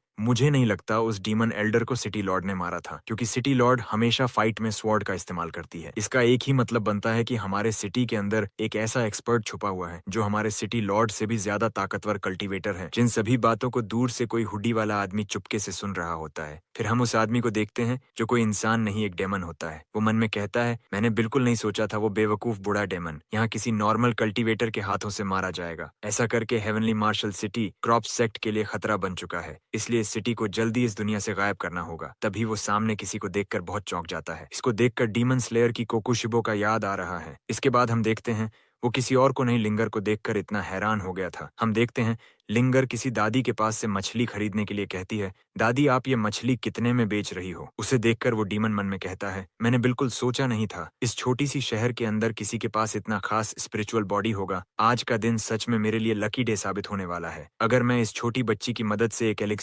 एक एलिक्सिर बनाऊं तो मैं श्योर होकर कह सकता हूँ उस एलिक्सिर की मदद से मैं अपना कल्टीवेशन बहुत तेजी से बढ़ा पाऊंगा। इसी बीच लिंगर इस सभी से अनजान रिलैक्स होकर मछली खरीद के गाना गाते हुए घर की तरफ आने लगती है। फिर वो घर आके देखता है घर का गेट ऑलरेडी खुला हुआ है, जो देखकर वो हैरान होकर कहती है, मुझे जितना याद है मैं घर का गेट बंद करके मार्केट गया था। फिर वो अंदर देखकर क्यूट तरीके से डरते हुए कहती है, क्या कोई अंदर है? अंदर कोई है तो मेरा जवाब दो। फिर वो डरते हुए अंदर जाते हुए मन में कहती है, क्या हमारे घर के अंदर कोई चोर घुस आया है? इतना बोल के वो धीरे से कहती है, क्या अंदर बड़े भाई येन आप हो? जो बोल के वो अंदर जाकर देखता है कोई दो लाल आंखों से उसे घर के अंदर से घूर के देखने लगता है, जो देखकर लिंगर बहुत डर जाती है। फिर हम देखते वो कोई और नहीं येन होता है, जो पीछे मुड़ के एक अजीब स्माइल देके कहता है, लिंगर क्या ये तुम हो? मैं वापस आ चुका हूँ, मुझे बहुत भूख लगी है, इसलिए जल्दी मेरे लिए कुछ खाना बना दो। येन को देखकर लिंगर उसकी तरफ डर के मारे रोते हुए दौड़ के आते हुए कहती है, बड़े भाई येन आपने मुझे बिल्कुल डरा दिया था। मैंने तो पहले सोचा था हमारे घर के अंदर चोरी करने के लिए कोई चोर घुस आया है। ये बोलते हुए वो रोते हुए येन को गले लगा लेती है और येन उसके सर को सहलाते हुए कहता है, इसके बाद तुम्हें ज्यादा परेशान होना नहीं पड़ेगा, क्योंकि मैं कुछ समय तक तुम्हारे साथ रहने वाला हूँ। लेकिन तुम डरने के समय बिल्कुल छोटी बिल्ली के बच्चे जैसे लगती हो। फिर यान उसे घूरते हुए कहता है, इसके अलावा मैं अपना शिकार को छोड़ के चला जाऊं, ऐसा मैं कभी भी नहीं करता। यहाँ कंफर्म होता है ये येन नहीं होता है, ये कोकुशिबो जैसा दिखने वाला डेमन है। इसके बाद वो डीमन जो यान का रूप लेकर रखा है, वो लिंगर को सिटी के बाहर आके जंगल की तरफ उसे ले जाने लगता है। जंगल की तरफ जाता हुआ देखकर लिंगर पीछे से कहती है, बड़े भाई यान, हम ऑलरेडी शहर से इतना दूर जंगल में आ चुके हैं, आप मुझे क्या इंटरेस्टिंग दिखाने वाले हो? जो सुन के यान पीछे मुड़ के उसे कहता है, मैं जब हर्ब इकट्ठा करने के लिए आया था तब मैं जंगल के अंदर एक स्पिरिचुअल फ्रूट को छुपा के गया था। तुम्हें बस और कुछ दूर ऐसे चलना पड़ेगा, इसके बाद तुम उस कमाल का स्पिरिचुअल फ्रूट को देख पाओगी। इतने में लिंगर चिल्ला के कहती है, बड़े भाई यान, कभी भी मुझे ऐसे खतरनाक जंगल में लेकर आ नहीं सकते, तुम बड़े भाई यान हो नहीं सकते, आखिर तुम कौन हो? जो सुन के वो डीमन कहती है, मैं डिस्गाइज में हूँ, इसके बावजूद तुम मुझे पकड़ लिया। इतना बोल के वो अपने असली रूप में आके हंसते हुए उसे कहती है, हा हा हा हा हा, मैं तुम्हारा कोई बड़ा भाई यान नहीं हूँ, फिर भी तुम्हें मेरे साथ जंगल में जाना पड़ेगा। मैं तुम्हारी पूरी स्पिरिट बॉडी को प्यूरिफाई करके अपना कल्टीवेशन इंक्रीज करूंगा। इसके कुछ टाइम बाद यान अपने घर आके शाहरुख खान की तरह अपना हाथ फैला के कहता है, लिंगर, मैं वापस आ चुका हूँ। अंदर से कोई जवाब न पाकर वो घर के अंदर जाकर परेशान होते हुए कहता है, लिंगर, क्या तुम घर के अंदर हो? अंदर हो तो मुझे जल्दी जवाब दो। फिर वो देखता है लिटिल कॉटन और उसकी आंट दोनों ही बेहोश पड़े हुए हैं, जो देखकर वो घबराते हुए कहता है, लिटिल कॉटन, तुम्हारे साथ ये किसने किया? फिर वो आंटी के पास आके कहता है, किसी ने आंटी जू के ऊपर सोल सर्चिंग टेक्निक का इस्तेमाल किया है, जिस वजह से आंटी का सोल कितना डिस्टर्ब हो चुका है। इसके बाद वो लिंगर को घर के अंदर देख ना पाकर गुस्से में अपनी बॉडी से मॉन्स्ट्रस ऑरा निकालते हुए गुस्से में चिल्ला के कहता है, लिंगर को किसने यहाँ से उठाकर ले गया है? तुम वहां सिर्फ कुछ टाइम तक रुको, मैं जल्दी तुम्हें ढूंढ के कुत्ते से भी बुरी मौत मारूंगा। फिर वो लिंगर को ढूंढने के लिए आसमान में उड़ते हुए कहता है, लिंगर, तुम कहाँ पे हो? कुछ तो इशारा करो, बोल के वो सर्चिंग टेक्निक लगा के पता कर लेता है। लिंगर को किसी ने जंगल के एक गुफा के अंदर किसी ने बंद कर रखा हुआ है और वो उस डीमन के सेक्ट का नेम प्लेट देख लेता है, जो देखकर यान और भी ज्यादा गुस्से में कहता है, फिर से ये घाटिया क्रॉप सेक्ट कहाँ से आ चुका है? इस बार तुमने अपना लाइन क्रॉस कर दिया, इस बार जो कुछ होगा उसके लिए तुम जिम्मेदार हो। यान का ये मॉन्स्ट्रस ऑरा को वो डीमन भी महसूस करके घबरा जाता है, जैसे महसूस करके वो गुफा से बाहर देखकर कहती है, इस जैसे छोटे शहर के अंदर से मुझे इतना भयानक प्रेशर महसूस हो रहा है, इतना पावरफुल ऑरा मैंने कभी भी महसूस नहीं किया। इतना बोल के वो लिंगर की तरफ हाथ बढ़ाते हुए कहती है, मैं एक बार जब इस छोटी लड़की का मैरो रिफाइन करके एक पिल में बदल दूंगी, तब मैं उस पावर को हासिल कर लूंगी, जिस पावर को मैं बहुत सालों से हासिल करना चाहती थी। इसके बाद लिंगर धीरे धीरे आंख खोल के उस डीमन को देखकर डरते हुए चिल्ला के कहती है, आखिर तुम कौन हो और तुम मेरे साथ क्या करना चाहते हो? मैं तुम्हें बता दूं, अगर तुम मेरे साथ कुछ भी उल्टा सीधा किया तो बड़े भाई यान तुमको नहीं छोड़ेंगे। जो सुन के डीमन कहती है, क्या तुम्हें पता नहीं, तुम्हारा बड़ा भाई एक नॉर्मल मॉर्टल है जो अपना पूरा ट्राई करने के बाद भी मुझे एक भी स्क्रैच दे नहीं पाएगा। फिर वो सामने और भी बहुत सारे बच्चों को देखकर कहती है, मुझे ट्रिक करके यहाँ से भागने की कोशिश भी मत करना, तुम यहाँ से भागा तो मैं तुम्हारे साथ तुम्हारे बड़े भाई यान को अभी मार डालूंगी। फिर वो जेल के अंदर एक लड़की को पकड़ के कहती है, तुम ये जो छोटी बच्चियों को देख रही हो, ये सभी मुझे गॉड बनाने के लिए सिर्फ एक टूल है। जो सुन के वो लड़की रोने लगती है, जिससे देखकर वो डीमन कहती है, मत रो बच्ची, तुम एक महान काम के लिए सैक्रिफाइस होने वाली हो, तुम्हें इसके लिए गर्व होना चाहिए। इतना बोल के वो उसका हाथ चाटते हुए कहती है, इसलिए तुम्हें गॉड के सामने हमेशा हंसते रहना पड़ेगा। जो देखकर लिंगर उसे कहती है, तुम कोई गॉड नहीं, तुम एक डीमन हो और तुम मेरे बड़े भाई को जो अंडर एस्टिमेट कर रही हो। जब बड़े भाई यान यहाँ आएगा तब मैं देखूंगी तुम कैसे उनके सामने इतनी बड़ी बड़ी बातें कर पाती हो कि नहीं। उसके बात को सुन के डीमन उसके ऊपर अटैक करने के लिए आते हुए कहती है, यान यान, तुम अनोइंग छोटी बच्ची, लगता है तुम्हें ही पहले शांत करना पड़ेगा। बोल के वो लिंगर के ऊपर अटैक करती है,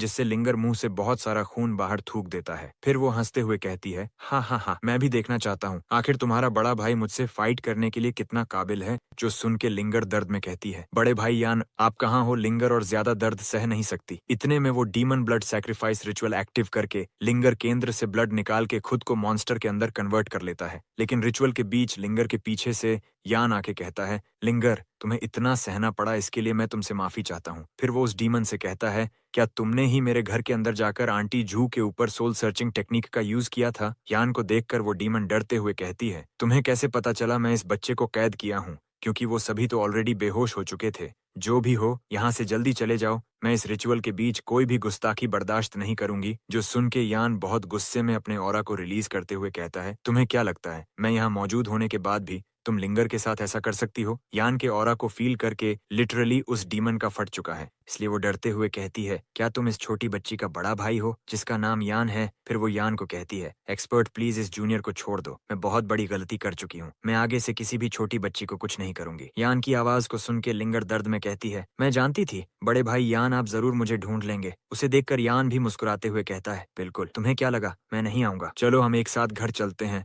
घर जाकर हम मछली फ्राई खाएंगे। जो सुन के लिंगर भी मुस्कुरा के कहती है, ठीक है, हम घर जाकर फिश फ्राई खाएंगे। बोल के यान उसके तरफ फुल गुस्से में आने लगता है, जिसे आता हुआ देखकर वो डीमन धीरे धीरे पीछे सरकने लगता है। फिर यान कहता है, कहाँ भाग रही हो, घुटने में आओ। यान के बोलने के साथ ही उस डीमन के ऊपर इतना प्रेशर पड़ता है जिससे वो तुरंत नील डाउन हो कहता है, एक्सपर्ट, अगर तुम मुझे यहाँ मार डालोगे तो तुम इसका परिणाम संभाल नहीं पाओगे। जो सुन के यान गुस्से में उसके ऊपर अटैक करते हुए कहता है, तुम किसी को बंदी बना लिया, इसलिए तुम अगर सोच रही हो मुझे ब्लैकमेल करने का तो मैं तुम्हें बता दूं, तुम्हें मारने के बाद मैं तुम्हारा पूरा क्रॉप्स सेक्ट को खत्म कर दूंगा। इतना बोल के वो डीमन के ऊपर अटैक करके उसे मार के एक रिंग में कन्वर्ट कर देता है। फिर वो लिंगर को आजाद करके कहता है, तुम्हें इस टाइम बात करना नहीं चाहिए, तुम थोड़ी देर रेस्ट कर लो। तभी उसके पीछे से सिस्टम लड़की लाइफ स्पैन निकालने के लिए बाहर आती है, जिसे देखकर यान बहुत ज्यादा घबराते हुए कहता है, क्या तुम्हें हर बार मेरे साथ इतना कठोर व्यवहार करना चाहिए? तुम थोड़ा सा तो मुझे छूट दे सकती हो। इतना बोल के वो मन में कहता है, तुम छोटे बदमाश, अगर तुम मेरे अंदर से लाइफ स्पैन निकाला तो मैं इसका बदला तुमसे बाद में जरूर लूंगा। इतने में कुछ टाइम गुजर जाता है, लेकिन कुछ नहीं होता। जो देखकर वो आंख खुल के देखता है, जोरू धीरे से थोड़ा सा ही लाइफ स्पैन उसके अंदर से निकलती है। जो देखकर यान हैरान होकर कहता है, इतना अच्छी तरीके से तुम चेक करो, क्या तुम्हारे सिस्टम के अंदर कोई ग्लिच तो नहीं आ गया? जो सुन के सिस्टम लड़की कहती है, तुम क्या बकवास बात कर रही हो, मैं हमेशा तुम्हारे साथ ऐसा व्यवहार नहीं कर सकती। सिस्टम का बदला हुआ यह बिहेवियर देखकर यान बिल्कुल हैरान हो जाता है। इसके 2 दिन बाद हम हेवनली मार्शल सिटी के अंदर देखते हैं। एक आर्मी मेंबर यान के घर का दरवाजा लात मार के खोल के अंदर आते हुए कहता है, भाई यान, तू कहाँ पर है? तेरे लिए मैं एक काम लेकर आया हूँ और बस हम यहाँ इस पार्ट को खत्म करते हैं। इसके आगे के पार्ट की कहानी बहुत ही ज्यादा कमाल की होने वाली है। इसके साथ इसका आर्ट स्टाइल भी बहुत ही गजब होने वाला है, जैसे ये वाला और ये वाला। आगे के पार्ट का वीडियो देखना चाहते हो तो जल्दी इस वीडियो को लाइक करके चैनल को सब्सक्राइब कर दो। और ये रहा मेरा 2 वीडियो, जाकर जरूर देखना, तुम लोगों को अच्छा लगेगा। चलो बाय बाय, अगली वीडियो में